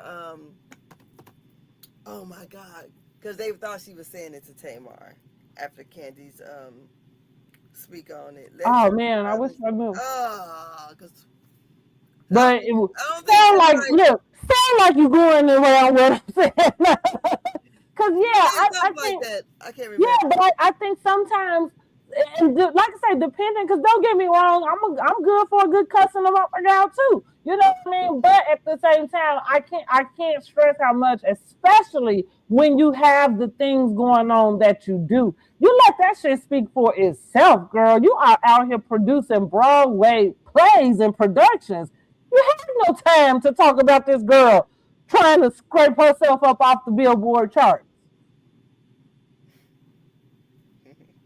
That don't make no sense. Clarissa, number 2, because fighting the whole internet over some stupid stuff. Anyway, let's get down to these Housewives Awards. All right, y'all, listen. We got sidetracked, but that was it for our Housewives of Atlanta. That is the season finale of season 17. We got a couple votes in. Look, y'all both looking at 4 to 6 and 1 to 3, and that's about where I was at with it too. I'm gonna give it a good 5 because again, it didn't feel like a traditional finale. It just kind of was. Nothing really kind of happened, and nothing kind of. I don't even feel like we was left anywhere. You know, it's funny that we're going into a reunion, and the only thing we know we gonna get at this reunion is Portia and Shamia, right? Like, but everybody else, we kind of up in the air. Like, yeah. Do you feel the same? Yeah, I thought the finale would have been a little bit more, you know. It just was like I said, tying up a bunch of loose ends. They just threw a show together because it's like it was kind of all over the place. Mm-hmm. I said, I wonder if this stuff was filmed out of order. I don't know. It just seemed weird to me. But like, it took 17 episodes to get storyline for Drew, for the kids to meet. Yeah. So I don't know. It is what it is, but. And not for nothing, it was nice to see Shamia with her kids. So, yeah, I thought the season was good, though. I liked it. After a while, it kind of got a little dark, but I thought it did well. I thought it was definitely a good pick-me-up, season. I think, like I said, the ladies all have their issues about how they show up in one way or another, but as a group, I'm okay with seeing them come on again. K. Michelle is the only one that's a wild card for me, and it's just really because I did see a clip where Portia was like, well, which K. Michelle is showing up today? And I'm kind of like, yeah, it feels that way in a sense when you're dealing with her, because she's kind of like headed out with seem like everybody or some type of grievance with everybody, and even as she's sitting on the couch on that reunion, like teaser, I feel like she on the side with Shamia, but she ain't really fooling with Shamia. So I don't know. K. Michelle is a wild card. She did get a chance to go on. What is that? It ain't Kelly and Regis, Kelly and Mark or whatever it is. No, what's the girl name? Oh yeah, the married people. Yeah, they used to be Regis and. Yeah, and Kelly. And now she got her husband on there. Y'all, listen, let me tell my age, even though I always say it. I remember them from All My Children. I remember that's how I knew of them all the time. Not Asa. What's the other man? Not Asa. No, that's from One Life to Live. She was Adam. Adam Chandler's daughter. Mm-hmm. Yeah. I remember when she first got on there. Mm-hmm. Yeah. So that's weird. Yeah, I missed All My Children. Oh, don't come on no more? Girl, no, they took that off a long time ago, and then they tried to have some this is before all the streaming and stuff. So they did try to have like a web show, but they didn't do well. It's crazy because General Hospital's still kicking. Yeah, sure is. I don't even watch that because again, I'm gonna tell y'all about General Hospital real quick. Reason why I don't watch General Hospital. My mother loved General Hospital when I was growing up. But honey, that storyline moved too damn quick. got Spencer, Luke, and Laura.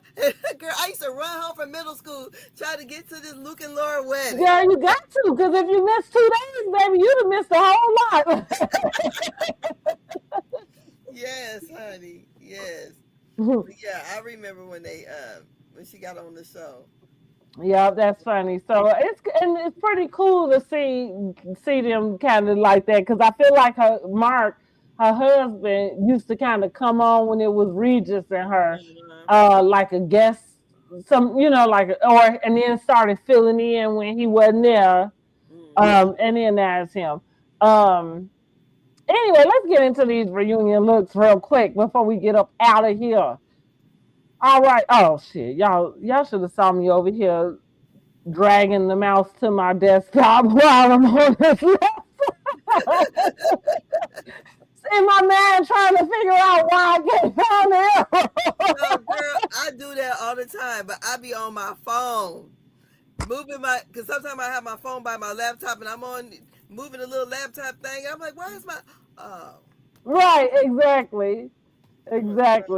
Yeah. All right, so let's get our first look up, and we have Miss K. Michelle. Listen, I say she is giving Poison Ivy for me. I like this look. I said it from the preview. I think I put in our last recap. I'm like, K. Michelle looked good on that couch. Yeah, I like it. Yes, it's yeah. I don't know if I think she looks nice. I would say that. And she went very safe. I like it. It's probably the best she's looked all season. Yeah, because that damn finale hairdo was ugly. So yeah. The red looks good on her skin too. So. Yeah, and with that hunter green, that's it. Like I think the whole thing is coming together. I would agree that it's maybe simple, but simple is not bad. Simple can be good. What we giving? 1 to 10? I gave her a 9. That's an 8. 8. Mm-hmm. Okay. Y'all drop down and let us know what you're giving K. Michelle. She didn't post anything on her Instagram because I was looking, trying to see if she had her own pictures outside of the other ladies do, so we can get a better view and a better, lighting or whatever. But okay. Let's move on to our next lady, and here we have Shamia Lorton.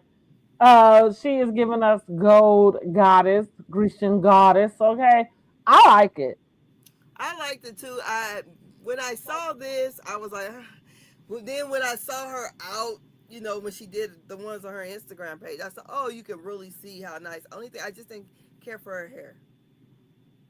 I don't know. I like the hair. I don't know. I thought the bob she wore last year, I know she got to be different, but I thought the bob was really nice on her last year. This hairstyle is okay, but yeah, but she did. Well, she needed that hair up with that neck. Yeah, definitely. Because that would make sense to have that down. Yeah. But I thought she came through in that gold. I thought the gold was giving us like very, like you said, goddess or, I couldn't understand the theme though. That's maybe why I guess I kind of feel like Giselle felt that they should have had like one color. It was just too many colors for me, and the way the set looked, I just didn't like it. It's funny. I assumed that it probably was the Scotland plaid. Like that, to me, when I saw the black, gold, and the green, that's just what I thought about. I don't even know what the Scotland flag looked like. No, not flag, not flag.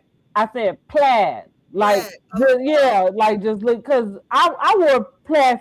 I wore uniforms. I went to Catholic school, so I had plaid. And usually it's like 3 colors. You know what I mean? Like I think it was like blue, red, and yellow. Like the blue, and then the little lines was like red and yellow. Maybe similar to whatever that is behind Shamia. So like I said, I just assumed the theme was like Scotland or using maybe the plaid, I guess, as a reference. And yeah, one thing I'm gonna say about Giselle though, Like I tell people, that's why I just sometimes mind, it pays to mind your own business. Like whatever the people telling you over there, you don't film it. Real Housewives of Atlanta. So why is it that you would think that whatever y'all did, they did over there? So it's because I feel like the girls, Atlanta girls, never all have on one color ever.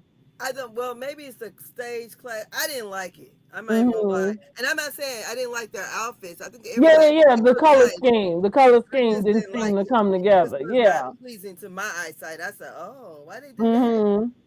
I just couldn't get it. And now, what I would agree to with Giselle about it is a lot of times they do all look like they're going somewhere else. Like you have it's a group of people. Like you said, there's a thing, but it's kind of like, damn, they all look like they're showing up to a whole different event, like instead of the same one. But I will say also that Atlanta is never in the same color. So. But I did like this. I gave Shamia a 10. I give her about an 8. Okay. Look, Angela playing hardball over here. All right, now we got Miss Drew with this go naked hair. Yeah.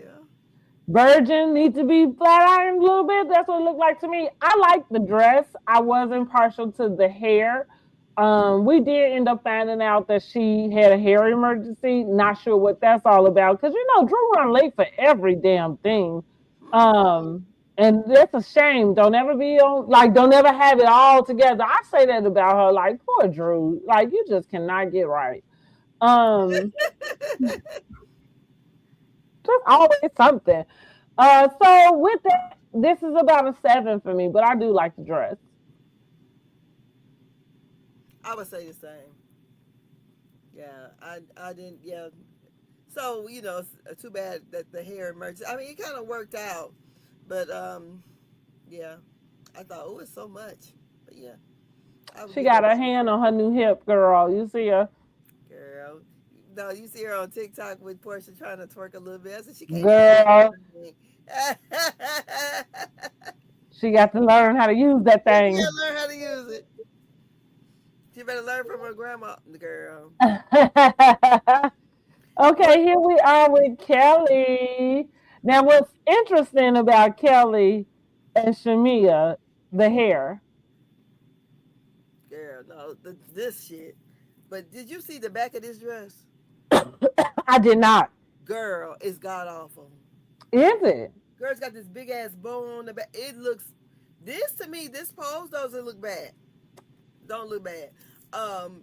Until you see the back of that dress, and it's on her Instagram. It's a mess. You say, what the hell is going on here? It looks unfinished. Like from this, I like this little look. Yeah, but you see the back of that damn thing, you say, no, the hell she did not. It looks unfinished. It's got given her financial state, maybe it is. It just looks like, I don't know, this angle here to me looks nice. I would say she looks nice. I would give her about a 7. But if you see the back of that dress, you say 2. I'm not lying. I would, first of all, I said, did she look at the picture before she put it up there? It doesn't flatter her. And it's got this big ass ugly bow. It's like too many things going on in the back. Too many themes back there. It looks a mess. So you get a chance. Well, girl, she barely got a pot to piss in or a window to throw it out of. And how dare her go sit up on Carlos King's couch. And I'm mad at Carlos about this because now at this point, Carlos, we have got to put a stop to this. You cannot continue to let these people come sit on your couch and just say any old thing. Like, Jesus, you're not going to stop them from the delusions? He let them just say what they want to say. She said the standards. Baby. I think she got a t-shirt. Don't she got this t-shirt out now that says something about the standards, or was somebody trolling? I don't know. I didn't see it. If I missed it, if it did happen. Because for me, I'm not even buying into it because I know you. I've been watching the Housewives for 20 years. You just got here. You ain't said a motherfucking thing. And for, like that, going back to this whole Mount Rushmore of Housewives, it's absurd to me that anybody would include housewives that have come after 15 seasons. You didn't like, you are following the crowd. Hello? She said, honey, none of the other housewives shut down no Balmain store. They ain't shut down nothing. She said, And that's a lie. They have been, well, maybe it was only, let me go back. Let me go back to Nene when she did her shoe dazzle. Okay, maybe it was just a shoe dazzle event, but she shut down the store when they did that. Like, what store? I don't know what store. All I'm saying is, she's saying the high end store. That's what she said. Okay. Let me get this out. Because ain't no way somebody with no place to live is going to tell me about them shopping at a high end store and think they got something over my head. Baby, you do not. She's just saying. I have consistently been able to pay my bills and stay in the home that covers my head for 20 years. And maybe not a mortgage is not $10,000. Whatever it is, I've been able to keep it. And that's that. Sometimes people need to be brought down aside. Yeah, but it wasn't like the girl was homeless and didn't have nowhere to go. Well, she stayed over at Shamir's house because I have to agree. Listen, right, for I wouldn't give a damn if it was 2 days. She said like for 2 weeks. Yeah, for 2 weeks. You needed somewhere so you don't lay your raggedy ass head because you didn't have one for yourself. Because even like, let's talk about money. Let's talk about having money. Money gives you options. So if you like, listen, there are plenty of Airbnbs now. There are residential hotels. There's like, whenever you decide to go stay at your friend's house because they happen to just have an extra house laying around, yeah, it's because you need a place to stay. But girl, she ain't our kind of broke. So I'm not saying that she is. I'm just calling it like it is. But what she's saying is, I'm just calling it like it is. Like when Cynthia went to go stay at Candy House while her house was closing. She needed a place to stay. Who did? Cynthia. Oh, well, yeah, Cynthia and them was having issues. She was waiting on her house to close. The house they lived in sold. She was waiting on the lake house to close. And while that's all very reasonable, my point is she didn't try to make it seem like something other than, damn, I'm displaced for this amount of time. I need a place to stay. And that's what I'm saying about Kelly, though. It's like, Kelly, what standard did you set, bro? Because it's only been you that's got on this show. And I'm not saying, I'm only dragging her down to hell because she set herself up as a standard. And now I'm trying to understand, what is the standard? Is that the standard? Because you've been watching Housewives for 20 years, and that has not been the standard the whole time. She said on season 16 was different for her. And when she came in, she was giving the girls what they have not had. They all were using her style. And she's right about that. Closed up restaurants, bankruptcy filed. Like there's a level to where she's right. She didn't file bankruptcy. Okay, fine. She's thinking about it. And her restaurant went closed last year. It's closed today. It's closed now, but we talking about season 16. That's what we're talking about. We're talking about she was reflecting on the good times. That's what she was. And meanwhile, she is getting $70,000 teeth. Okay. You just said it again. I said, meanwhile, she is getting $70,000 teeth. Again, I asked you, what standard are you setting? Because if my baby girl is watching this as a standard, I'm going to have to snatch her ass up and let her know, this is the wrong standard, baby. We got to go over here to the Oprah Winfrey Network, okay? That is the standard. Not this girl. What's the standard over there on Oprah? I'm just playing. I'm just saying something because it's just Oprah. I know you talking about Oprah, not the shows. right, yeah, I'm just talking about Oprah. You know, I'm just talking about you presenting yourself as a standard, and then these being the standards, right? You get like, no, nobody, no, ma'am. You don't date somebody who's willing to give you $70K, and you need some place to stay and get teeth. No, baby, that is balling backwards. That's not what you do. She said she's balling her head, honey. That is not what you do. Who says I didn't have a house? Well, she's right. Then you then before you went to brag about them $70,000 teeth, you just should have made very clear that we understood you was waiting on the house to get into, because that's not the way you put it. No, because she was getting the help from Phaedra. And that's all I'm saying. So what standard are we setting again? She said season 16, she set the standard. So that's why. Baby, and we are talking, what is it, down low to the floor? How low can you go? Well, she said y'all gonna see her rise again. So and that's okay. And just know, I don't know who she's setting the standard for, but it's not this. It ain't a bitch like me. I'm gonna say. So she said, because she was the only one to have a stylist on retainer. Who? A stylist on retainer. Oh my God! I saw Funky Dineva on Shade Room, really kind of saying the same thing. Like, that's how you know she is playing to a audience with broke mentality.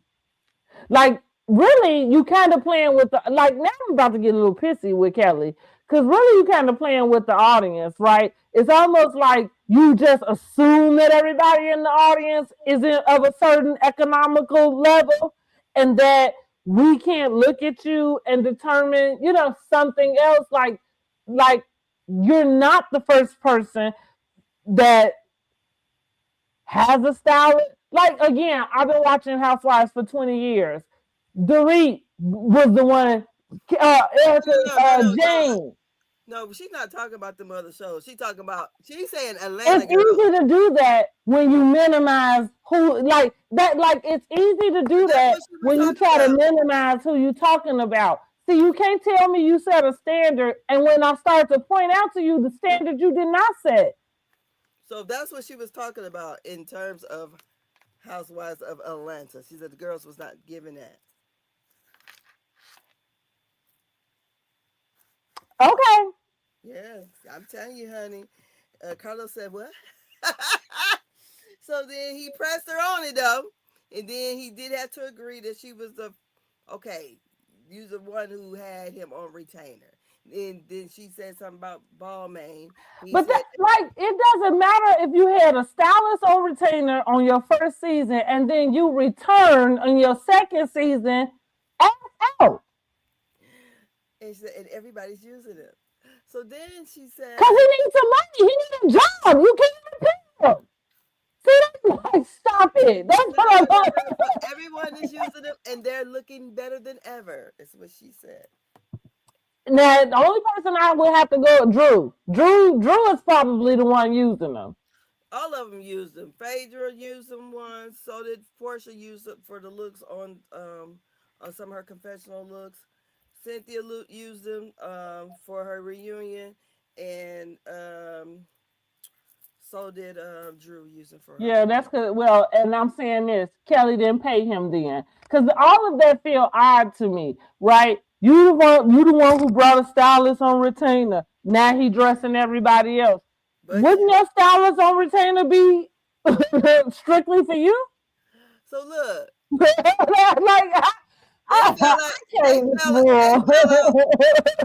they fell out last year before the reunion. It must have been and so how he's gonna stick it to her is, I'm gonna come dress everybody around you.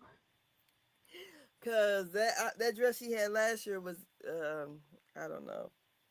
Yeah, I disagree with that statement. But what I am okay with, what I am always okay with, because even I do it for my own self in my life, I'm okay with a small bit of delusion.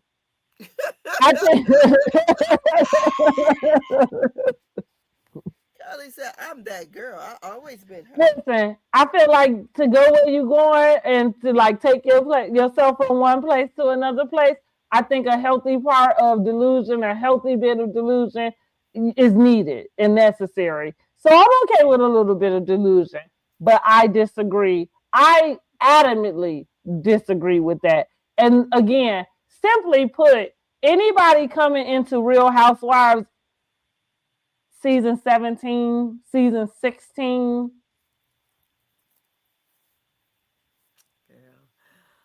But I would say, the standard has been set already. This is why there's somewhere for you to come into 16 years later. And no matter and as far as the evolution of the housewives who come in and out, that's y'all problem now. Y'all don't like to give credit where it's due. Like there would be nowhere for you to even sit if it wasn't for the ones. So yeah, set a standard, get the hell out of here. Maybe for your best friend. Maybe you setting the standard for her. But like I say, Carlos just stood up, he just giggling and let these people just say any and everything. And I get it. Maybe that's a great way to have them be relaxed and to feel comfortable talking. But sometimes it just go too far, like this shit right here. Like it just go too far. But again, girl, if you're not gonna be that girl, or if you're not gonna tell yourself you that girl, then I'm not sure who else supposed to. So I'll go with that. What I tell this look, I'm giving a 7. girl, I'm about to show you. Oh, the back? Girl, let me see if I can find it on here because it looks a mess. It's a whole mess, and I was like, why did she do this? Okay, phone. Well, anyways, if you go and see Kelly's page, hold on, shoot, and because it looks a mess from the back, and let's see, 7.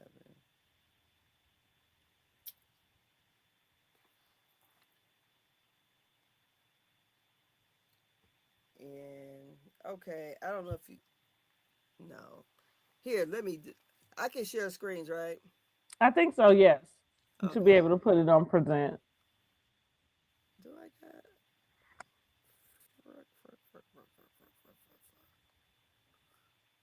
I ain't got Instagram up, shoot. But anyways, it looks a mess. It looks a mess. And I'm like, why did she do this? And it's on the heels of setting the standard, and honey, they was killing her. And then there's that. But that's what I mean. Like, you sound crazy. You came in season 16, girl. There were 15 other seasons before you. And no, nobody had to wait till you got here. I don't even recall Kelly having anything on that was like, oh my God, did you see what she like? No. Yeah, so girl, I am offended by that as a viewer. I'm offended because no, and I just want to make that clear. Like you're not setting anything 16 years later. Like you're not a damn thing. You are happy to be here. Yeah. Let's move on to Miss Phaedra Parks, honey. I like this color. That the colors it was giving me holiday party. Yeah, it does look like Christmas going on. Mm-hmm. But her pictures on her Instagram was really nice because she has that. Oh yeah, Phaedra. Yes. Yeah, I liked hers too. Even though I'm not even gonna lie, of course I know all of these things are professionally done. You know what I mean, and everything. And so I understand. But I just hope ain't nobody all doing all this touching up with this fucking AI stuff. That stuff just really agitates me. Seriously. But no, she looks good. Can I show the Kelly thing? Okay. Do I need to take this off? I don't know how it work. I never did it from this side. So let's see. It should, yeah, I was gonna say it should You be see a it? present. There you go. No. I can see it. Do I gotta add it? Let me see. There I go. Oh, yeah. That you know what it looked like from the back, like some type of like witch, like like a Yeah, corset type of deal yeah, going of course on. it's giving Cinderella. It's giving. I don't know. It's ugly. Yeah, that's a bit much. I'm with. Yeah, that's a bit much. Yeah, I don't know. She's setting the standard for her bestie. Okay. Because I do feel like Shamia. I feel like yeah, she's setting the standard for her new bestie. Because even the way Shamia dresses and shows up, Shamia wasn't doing. She didn't dress like that before Housewives. So again, I'm guessing that this is just her idea of how she wants to present. But I go back to this being that's her disconnect with her audience because we have been watching Shamia for a long time, and who you are right now on our screens, we are confused. We are confused. So you and Kelly work that out. Yeah, I don't like that. I like it from the front, but I don't like that back. Yeah, I don't know. I should take a picture of I'm with you on that. it. Uh-uh. Mm-mm. So All who right, else? let's get on. Who we got next? Who we got next? Oh, Miss Pinky Cole. Girl, she's giving dynasty. Well, definitely. Well, I said church mother. But I thought listen, she should have wore to Dallas. listen, the fact that we found out that she is pregnant, I Mm-hmm. guess it is. I guess we're gonna give her a little pass, honey. But Yeah, yeah, she showed up. Cause I thought to myself, is this a joke? she's looking What? very You've been matronly. saying this shit. Girl, the first one was it the mother of the church or the first lady one? Girl, Oh she, my God! Like where of the Baptist tabernacle? Okay. girl, yes. But yeah, Somebody I look. mean, I was watching a live. They said she was giving Sissy Houston. yes, I like that. Sissy Houston, I can go with that for sure. I For said, well, sure. But I gave her a good little 6 or so. Like I said, she's with child, so it is giving mother, okay? yeah, But mother. I think you could have did a little better than this. Girl, that wasn't giving mother. That's giving grandma, honey. Right? Yes, you're right. I no church mother. Church mothers are grandmas. Girl, yes. 'Cause But church mothers are grandmas. is she the youngest one on the stage, ain't she? I think well, close to it. Girl. But I knew when Claudia let the cat out the bag. Claudia is so thirsty, poor thing. Um, but when she the one said it on Carlos about one of the ladies was pregnant, I already knew it was Pinky because honey, the way y'all done popped out them 3 kids, honey, it ain't nobody else up on there but your ass. I said, well. Oh, we did, Kelly. So what am I giving Pinky? I said a 6, a 6. Mhm. Oh, what did you say about Phaedra? What you gonna give her? Oh, let's go back. Where was Phaedra at? Phaedra. Oh, I think I gave Phaedra a 9. I'm gonna give her a 9. I like that. I like the color. I like her hair. I like that. It's girl, way much better than last year. It is. It is. Yeah, because that was What you giving? I'll give her about a 9. I love it with all of I got an echo going, but with all of the jewelry and everything on from her Instagram pictures, to me it was a 10. See, those probably was AI because I don't understand why she would have jewelry on that picture and not on this picture. Yeah, she had $700,000 worth of jewelry on. I said, wow, but you didn't wear it to the reunion, so you just borrowed it for the pictures. Mm. Yeah. Hmm. All right, here we are with Miss Portia. I like it. I liked it. I like it better without that. Without the like shawl thing. Yeah, just give it Miss Roper to me. Yeah, it do look like Miss Roper. I would agree. I Uh-huh. would agree. But I love the color. Yeah. I think the hair is cute. I like the little robe thing because it's giving like that's the extraness, like for me. That take it from being like this little plain, you know what I mean, to like this, Well, I it don't ain't know. plain because I got the peekaboo size. I think it's cute. Yeah, it's very cute. Hmm. Portia usually gets it right. I'm giving Yeah. Portia a 9. Hmm. Okay, we got Cynthia. When I seen this picture, I said, "What the fuck?" I'm not even gonna lie. No, I did too. And not until I went over to her page and saw it. I said, "Oh, I don't I think mean, they." it's still like for me, it was just the cape that did anything. It was cute. It was a very basic look in Yeah. general. But also, what I said after I said what, why does she got this on? But I also said, well, she is just a friend of. And so listen, I agree that back cape to see. I should have pulled up a picture to see the. I think the must have been New York City skyline. Hmm. Very cute.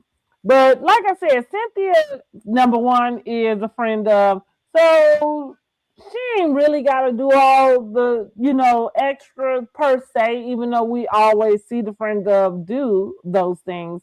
And also I'm just like, girl, she could probably put on a put on a paper bag because she still look good. She just looked like she didn't try.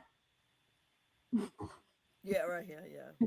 I mean, but Yeah. I imagine not trying and still showing up like that. Because I'm like, the pose, I didn't like the shoes in this pose either. hmm Because they just like too, I don't know, they too long or too keen or something. I didn't care for it. But again, once I saw her model it, I said, oh, no wonder why she's a runway model. This lady, I mean, it was nothing left to be said from her Instagram page. No, It for was, sure. mm-hmm. So I'm gonna give her a 7. I give her 8. And that's from the Instagram. That's from the Instagram. Yeah. Then now we got Miss Angela. Angela. I think she Angela. looks nice, but she looks I like the dress. I like the dress, but she gives older to me. I don't know why. She just Well, gives, we've been saying that since she got here. but she really look old here. I mean, not old, but she looks It might older. be the makeup. It- but I think she looks nice. She Yeah, really, I think she looks nice. I think she got it right. I love the gold. Um, and I kind of want to know, is that dress is that fringe? it's fringe. Yeah, that's even better. It moves. Yeah, Uh, I'm gonna give her a 9. 8. Okay, Miss Angela. Even though you got to do something about them lies, girl.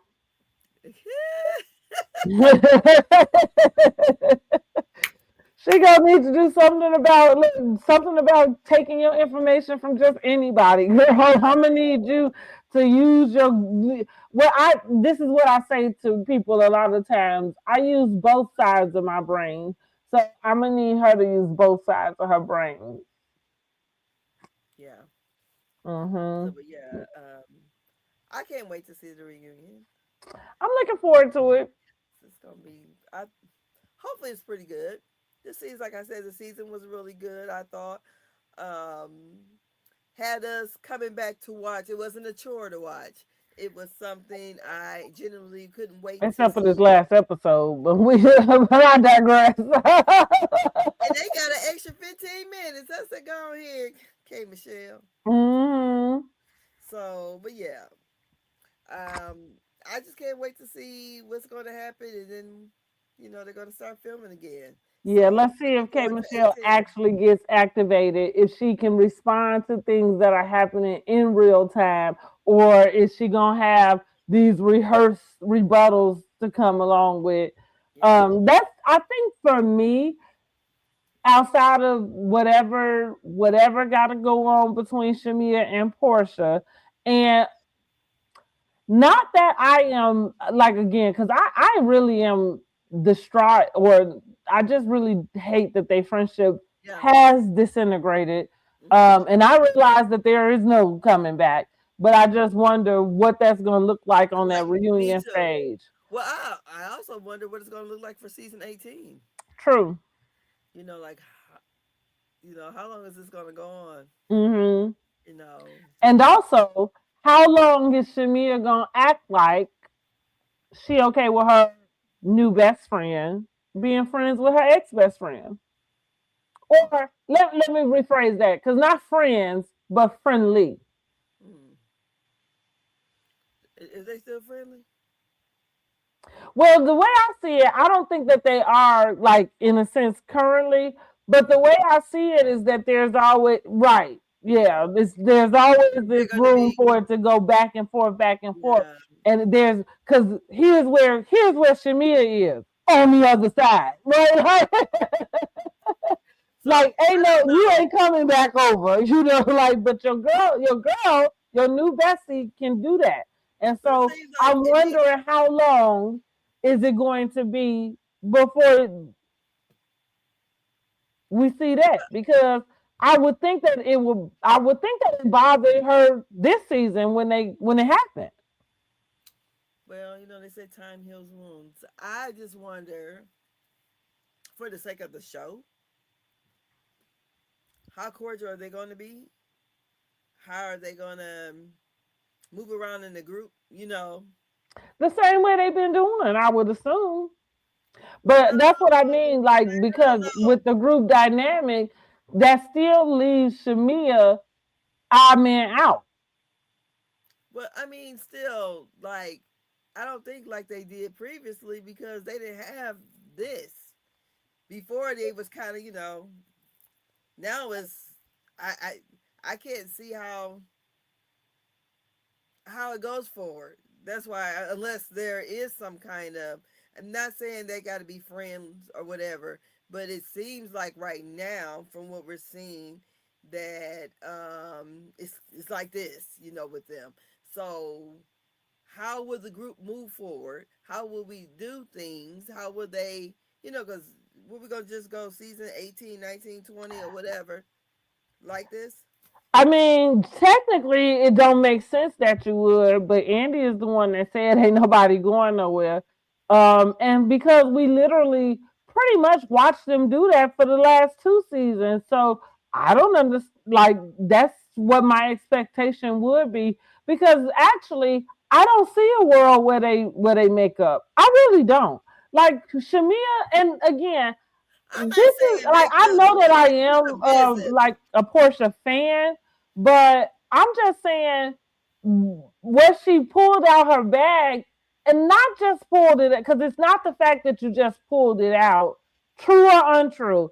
It's the fact that it's the malice in which you were sitting to wait to have that. You know what I mean? Like, you were waiting for a moment to have that out, you know, and that's just nasty work. And so I'm saying that to say that, like, rightfully so, you should not have an expectation that you're able to go and make, you know, like, and make up with a person after you've done that, you know. So yeah, I just would imagine they're gonna do the same thing they've been doing. Just like I think they sat there, right, when they was both at the listening party, but they didn't say nothing to each other, right? As I said, we've been watching it. The one conversation outside of the table, when they had the one conversation last season sitting at the table, then the one conversation sitting at another table, the very first thing out of Shamia's mouth is what came out of her mouth. And that's why I say, like, how long you been sitting on that? It's that's familiar. That's what I mean when I say what Candy said. Like, and sometimes people can say something, and it don't matter if they had a whole slew of other things to say before, but they can say one thing, and you can feel the energy in which is being said. You know what I'm saying? Like that's how I felt with just that was through the clip. I ain't even watched the whole interview. That was just one little clip. And like I said, like, oh, that's why you on this platform doing all of this, because that shit got to your ass. And it's the same thing with her. It's like, okay, you've been sitting on that for a long time. That's malicious. And I mean, it is. But, it is. So, and I'm agreeable to say, because I don't think that makes her a bad person. Like, I like I said, I like Shamia as an overall person. But I do think that, and that's why when they got into the discernment, we might need to go get in her prayer closet and, polish up some of her discernment, because I can't believe you would let the devil use you like that. Because that's why I say like spirits and demons jump in people's bodies and have them acting in ways that maybe they don't even know. You know what I'm saying? Like, because I do believe stuff like that. Like, yeah, like evil spirits just do that. And that's what I mean. Like what she did, that was a malicious move. I don't think that she's a malicious person, but that act was malicious, and it was meant to be. There's no. I didn't mean to say that. Yes, you did. Yes, she meant to say. Yeah, right. Yeah, I'm saying that there is no comeback. I would have said it earlier. I sure the fuck would have. Well, it seemed like it would have served you better. Yes, it would have. It would seem like it would have served you better, because if you wasn't, then you should have held on to it. Yeah, because and then that, and also, because that was the whole. I feel like, did we miss that last week? So let's just bring that, because then there's you going to apologize, to everybody else. Like, the hell is wrong with you? You didn't offend them. I mean, stick and stay. Stop it. Stop it. But also, you are apologizing to them for what? Exactly. You didn't tell none of them that mama was trying to sleep with your daddy. You apologizing because they was in the room when you said it? Like, what's going on? Because you made them feel uncomfortable, girl. Stop it. I agree. Stop it, girl. And that's why I say and so that Andy told us that ain't nothing gonna change. Now this is what I will say about it. I don't think Shamia should come back next season. I don't think this is a healthy environment for her. And even though Andy said like they got their cast, they are happy with it. What I know, for especially when it comes to Bravo, Andy, and us Black women, you better not let them exploit you and then have you sitting somewhere in a corner, can't take care of your damn kids, because you'd have been ran through the ringer. Because what I'm saying is that even though Andy is very gung-ho about keeping the cast together and having them come back again, I don't know if Shamia got enough strength to understand that this is not like that. You still should step away, and that they are like capitalizing off of your, you know what I'm saying? Yeah. Girl, either she has to learn how to play the game if she's gonna stay. I don't think she can. She better learn it. I mean, because other than that, how are you going to be good at it? She's not. Yes, but that's what I mean. Like, you're going to continue to be in this windfall where you're going to continue to be trying to figure out why the public is, you know what I'm saying? And it's clear that you can't handle that. You are in counseling for these girls. You got a whole special needs child that you didn't need counseling for. Like, you didn't need to go to counseling to figure out nothing. But you got to figure out how to navigate these girls. I don't think it's a good idea for her to return. So maybe she will make a decision on her own to not return. But I don't see that either. No. Yeah, I don't see her doing that. I just think that would be the best for her. But I feel like she, Like that. hmm, Especially if it's wearing on her like that. yeah. Because I cannot be unhappy. I'm not going to cry. First of all, you not going to see me cry. If you see me, no, I'm not. Even if I feel like crying, I'm gonna take my ass home. Ugly cry there. But I'm not going to give you the pleasure. Like I had told one of my daycare kids, hey, bully feeds off of you crying. They know something hurts. They're gonna keep going at it. Just like old girl when she cried, Angel on the other show, and they tried to Mm-hmm, pull the catfish mm-hmm, on her. I'm mm-hmm. like, girl, why would you go cry to Giselle? Right. No, No, for sure. girl. So They yeah, ran her right on off of them.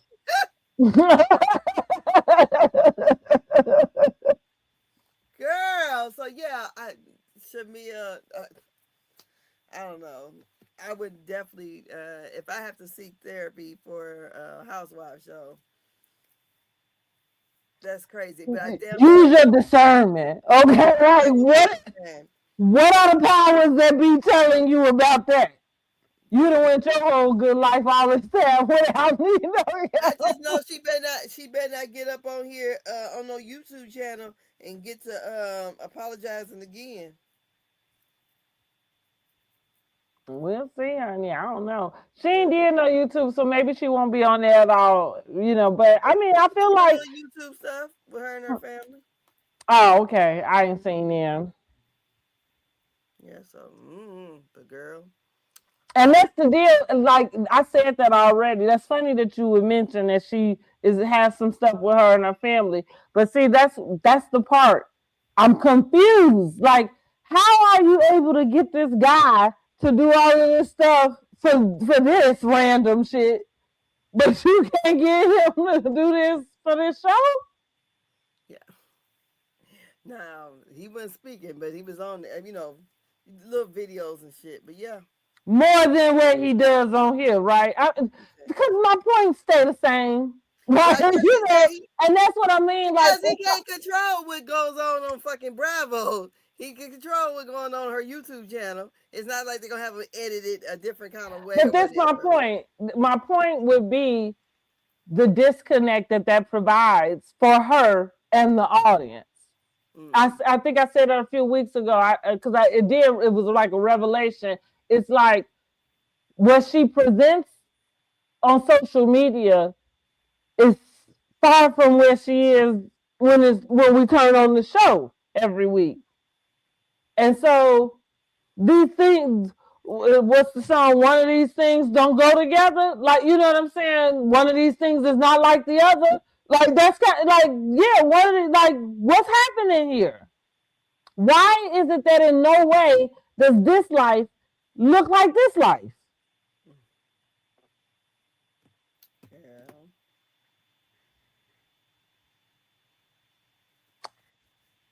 So that's that on that, honey. That is that on that. Well, listen, we are finna get up out of here. I'm so glad we had a chance to go ahead and do this recap. We went over reunion links. Reunion airs this Sunday, right? Yep. Part 1 this Sunday. So also I wanted to see if we might change our day. So we might be looking at maybe Wednesday. Fingers crossed. Yes, Wednesday. Okay. So listen, y'all make sure y'all hit that subscribe button. Make sure you are hitting the bell notification button so that whenever we do go live or when we upload a video, you can be notified that a new video is up or that we're live. And continue to help us grow this channel. Listen, we are celebrating the 20 years of Housewives. So we got some more little things we're going to try to put out for y'all and have some discussions about. In the meantime, go check out my video, 20 Years of Housewives, and listen to my Mount Rushmore of Housewives, okay? It might not be surprising to some of you, but go check it out. What you got going on? Girl, that's life. Right, life is life. Life is lifing right now. So for real. But yeah, we'll see you on Wednesday. Oh, and don't forget to go vote for the Housewife Awards. Oh, yeah. So we are wrapping that up. We'll do that at the end of the reunions. Okay, then. All right, y'all. All right. We Good out. night. See you later. Bye. Goodbye, Kyle. Said what I said, and I'm always. not changing on it, okay? Goodbye, Kyle. Here comes Peter bucking up his chest at me like he gonna do something. Goodbye, Kyle. The blacker the berry, the sweeter the taste. It could have been a scheme that Todd set up. Goodbye, Kyle.